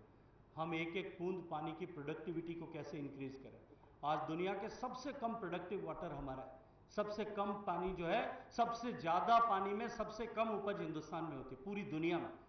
चावल की बात करें, कपास की बात करें, मूंगफली की बात करें, आज अपने क्षेत्र में बड़ी संख्या में किसान मूंगफली उगाते हैं। 20-20, 25-25 बार मूंगफली को पानी देना पड़ता है जब जाकर के मूंगफली पैदा होती है। मूंगफली सरकार नहीं खरीदे तो मूंगफली का क्या भाव मिलेगा, इसको हम अच्छी तरह से जानते हैं। और उस मूंगफली को हम तेल निकाल करके या मूंगफली निकाल करके जो है एक्सपोर्ट करते हैं। हम मूंगफली एक्सपोर्ट नहीं कर रहे हैं, हम पश्चिमी राजस्थान से पानी एक्सपोर्ट कर रहे हैं। और मैं आपसे पूछना चाहता हूँ, क्या भारत की, हमारे पश्चिमी राजस्थान की ऐसी हैसियत है कि हम पानी एक्सपोर्ट करें? हमको क्रॉप डाइवर्सिफिकेशन पे काम करना पड़ेगा। मिनिमम पानी का उपयोग करते हुए हम कैसे अधिकतम लाभ ले सकते हैं, इस दृष्टिकोण से काम करना पड़ेगा। और यहाँ क्योंकि यादव साहब बैठे हैं, इनका इस विषय में एक्सपर्टीज है, इस एक्सपर्टीज को धरातल तक पहुंचाने की आवश्यकता है। और उसके लिए समाज के प्रत्येक व्यक्ति को, चाहे वो किसी भी भूमिका में काम कर रहा हो, चाहे वो मंच पर बैठा जनप्रतिनिधि हो, चाहे मंच पर बैठा अधिकारी हो, चाहे सामने की पंक्ति में बैठे हुए लोग हों, जो जितने बड़े ओहदे पर है उसको उतनी बड़ी जिम्मेदारी है। चाहे वो किसान संघ का प्रदेश राष्ट्रीय मंत्री हो और चाहे किसी जनप्रतिनिधि के रूप में काम करने वाला व्यक्ति हो, हम सब की जिम्मेदारी है कि हम इसको धरातल तक पहुंचाएं, लोगों को इस बारे में जागरूक करें। क्योंकि जल समृद्धि हमें जीवन की सुरक्षा प्रदान करने वाला है। हम सब लोग अत्यंत सौभाग्यशाली हैं कि आज नरेंद्र मोदी जी के नेतृत्व में नरेंद्र मोदी जी के रूप में हमें ऐसा नेतृत्व मिला है जिसकी स्वीकार्यता पूरे विश्व भर में है। और ऐसे समय में हम सब लोगों को काम करने का अवसर मिला है जब देश बदल रहा है। और हम सब और ज़्यादा सौभाग्यशाली इसलिए भी हैं कि इस 75वें साल आज़ादी के अमृत महोत्सव में ये लक्ष्य तय किया गया है कि 25 साल में हम देश को दुनिया के शीर्षस्थ देशों की पंक्ति में ले जाकर के खड़ा करेंगे। हम सब लोगों की भी उतनी बड़ी जिम्मेदारी है। हमने हमेशा अधिकारों की बात की है, अब हम कर्तव्यों के बारे में चिंता करें कि इस 25 साल में देश को उस लक्ष्य तक पहुंचाने के लिए हम सब लोग अपने एक एक क्षण का अधिकतम उपयोग करेंगे। इस लक्ष्य के साथ में हम काम करेंगे क्योंकि देश को उस लक्ष्य तक पहुंचाना है। तो मैंने जैसा कहा कि जल के माध्यम से या जल के मार्ग से उसका रास्ता जाता है, उस मार्ग को पूरा, उस रास्ते को पर चलने के लिए हम सब लोग जल सुरक्षा के लिए भी काम करेंगे। हर एक बूंद पानी को सहेजे हुए पानी का विवेकपूर्ण उपयोग करें, विवेकपूर्ण उपयोग किए हुए पानी को वापस जो है रिसाइकल करके उपयोग करें। हालांकि पश्चिमी राजस्थान में विवेकपूर्ण उपयोग तो सिखाने की जरूरत नहीं होती, यहाँ डॉक्टर साहब होता ही इतना कम है कि वैसे ही विवेकपूर्ण उपयोग करते हैं। हमारे यहाँ हाथ धोने का भी अलग अलग तरह का सिस्टम था, क्या करके कितना हाथ धोना है ये भी तय था। तो इसलिए जो है हमारे यहाँ विवेकपूर्ण उपयोग करने की परंपरा है। और मुझे लगता है कि हमारी परंपराओं से पूरे देश को सीखने की आवश्यकता है, पूरी दुनिया को सीखने की आवश्यकता है। कब हाथ खोल के, जोगाराम जी इशारा कर रहे हैं, कब हाथ खोल करके धोते हैं और कब बंद करके धोते हैं, इन दोनों की भी हमारे यहाँ प्रोटोकॉल्स बने हुए थे। इसलिए आप सब से मैं आग्रह करना चाहता हूँ कि हम एक एक बूंद पानी को अमृत तुल्य मानते हुए, जीवन का तत्व मानते हुए हम सब उसे बचाने के लिए काम करेंगे। और मुझे विश्वास है कि ये जो CSIR NGRI के साथ में मिलकर के जल शक्ति मंत्रालय ने आज ये हेलीबॉर्न सर्वे का काम आदरणीय डॉक्टर जितेंद्र सिंह जी की गरिमामय उपस्थिति में प्रारंभ किया है, ये कार्यक्रम निश्चित रूप से देश को जल समृद्ध और जल सुरक्षित बनाने की दिशा में एक मील का पत्थर साबित होगा। और मैं तिवारी साहब से आग्रह करूंगा कि थोड़ा हम पहले टाइमलाइन से पीछे चल रहे हैं, और मेरे यहाँ टाइमलाइन से पीछे चलना बड़ा अपराध है, उससे बड़ा कुछ भी नहीं हो सकता। तो इसलिए हम टाइमलाइन से आगे कैसे इसको ले जा सकते हैं, जो हमने टाइम खोया है उसको हम कैसे कवर कर सकते हैं, ताकि मैं ये चाहूँगा कि आने वाले वर्ष में कम से कम ये जो हमने जो राजस्थान का पश्चिमी हिस्सा, गुजरात का हमसे लगता हुआ हिस्सा और हरियाणा का हिस्सा, जो हमारी एक ही तरह की भौगोलिक परिस्थिति है, उस सब हिस्से का सर्वे पूरा हो जाए। अगले 1 साल में हम जो है इसका डेटा सारा एनालाइज करें, और अगली साल जब हम जल शक्ति अभियान चलाएं, या अगली साल जब हम नरेगा के बेस से काम करें, जब अगली साल हम 15th फाइनेंस कमीशन का पैसा इसके लिए खर्च करें, जो 30% टाइड अप है सिर्फ पानी की रिलेटेड एक्टिविटीज़ के लिए, तो हम इस तकनीकी के कारण से जो मिली हुए आंकड़े हमारे पास में है, जो ज्ञान हमारे पास में है, उसका उपयोग हम सब कर सकें, ताकि आने वाले 2 साल में उसका रिजल्ट जो है, इफेक्ट जो उसका धरातल पर हम सब दिखा सकें। आप सबको बहुत सारी शुभकामनाओं के साथ में, आप सब ने मेरी अनुपस्थिति में भी, क्योंकि मेरी माँ आप सबको जानकारी है अस्पताल में है, आईसीयू में। आज भी सुबह जब मैं उनको मिलने गया था आईसीयू में, जब मैं गया डॉक्टर के साथ में, तो उन्होंने मुझे आंखें, जब उनको आवाज़ दी, आंखें खोली, तो उन्होंने मुझे सीधा एक ही प्रश्न किया, तुम दिल्ली से बाहर तो नहीं जा रहे? और मैंने झूठ बोला, मैंने कहा कि नहीं, कहीं नहीं जा रहा हूँ, 4 बजे वापस आपके पास में आऊँगा। आप सब ने, अभी 2 दिन पहले मेरा जन्मदिवस था, आप सब ने बहुत सारी शुभकामनाएं मुझे भेजी, बहुत सारे सेवा के कार्य संगठन ने किए। मैं आप सबका ऋणी हूँ, कृतज्ञ मन से आप सबका अभिनंदन करता हूँ, आभार करता हूँ। और मैं जो कुछ भी हूँ वो सब आप ही लोगों के बदौलत हूँ, आपके परिश्रम, आपके प्रयास, आप लोगों की शुभकामनाएं, आप सब लोगों के आशीर्वाद के कारण से मैं आज यहाँ हूँ। आप सबको मैं अनंत कोटि शुभकामनाएं और प्रणाम निवेदन करता हूँ। जय हिंद। बहुत धन्यवाद, बहुत आभार। और सभी मिलकर कामना करेंगे माता जी बहुत जल्दी स्वस्थ हों और आपके चेहरे पर एक खुशी आए। बहुत कम समय में मोमेंटो प्रदान करना चाह रहे हैं। निवेदन करना चाहता हूँ माननीय मंत्री महोदय श्री गजेंद्र जी शेखावत सर से कि आदरणीय जितेंद्र सिंह जी सर को मोमेंटो प्रदान करें, वीर दुर्गादास का, जिनकी बदौलत मारवाड़ आज मारवाड़ है। मायाड़ो पूत जन जैड़ो दुर्गादास, बांध मरुधरा राखियो बिन खंबा आकाश। औरंगजेब को धूल चटाने वाले इस धरा के वीर शिरोमणि दुर्गादास राठौर।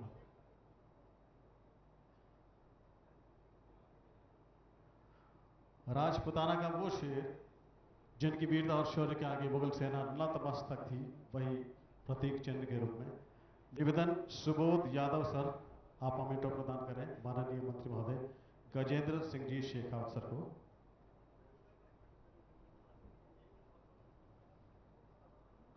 वीएम तिवारी सर, आप भी तैयार हैं, आ जाएं। तिवारी सर, आदरणीय राजेंद्र गहलोत सर को आप मोमेंटो प्रदान करेंगे।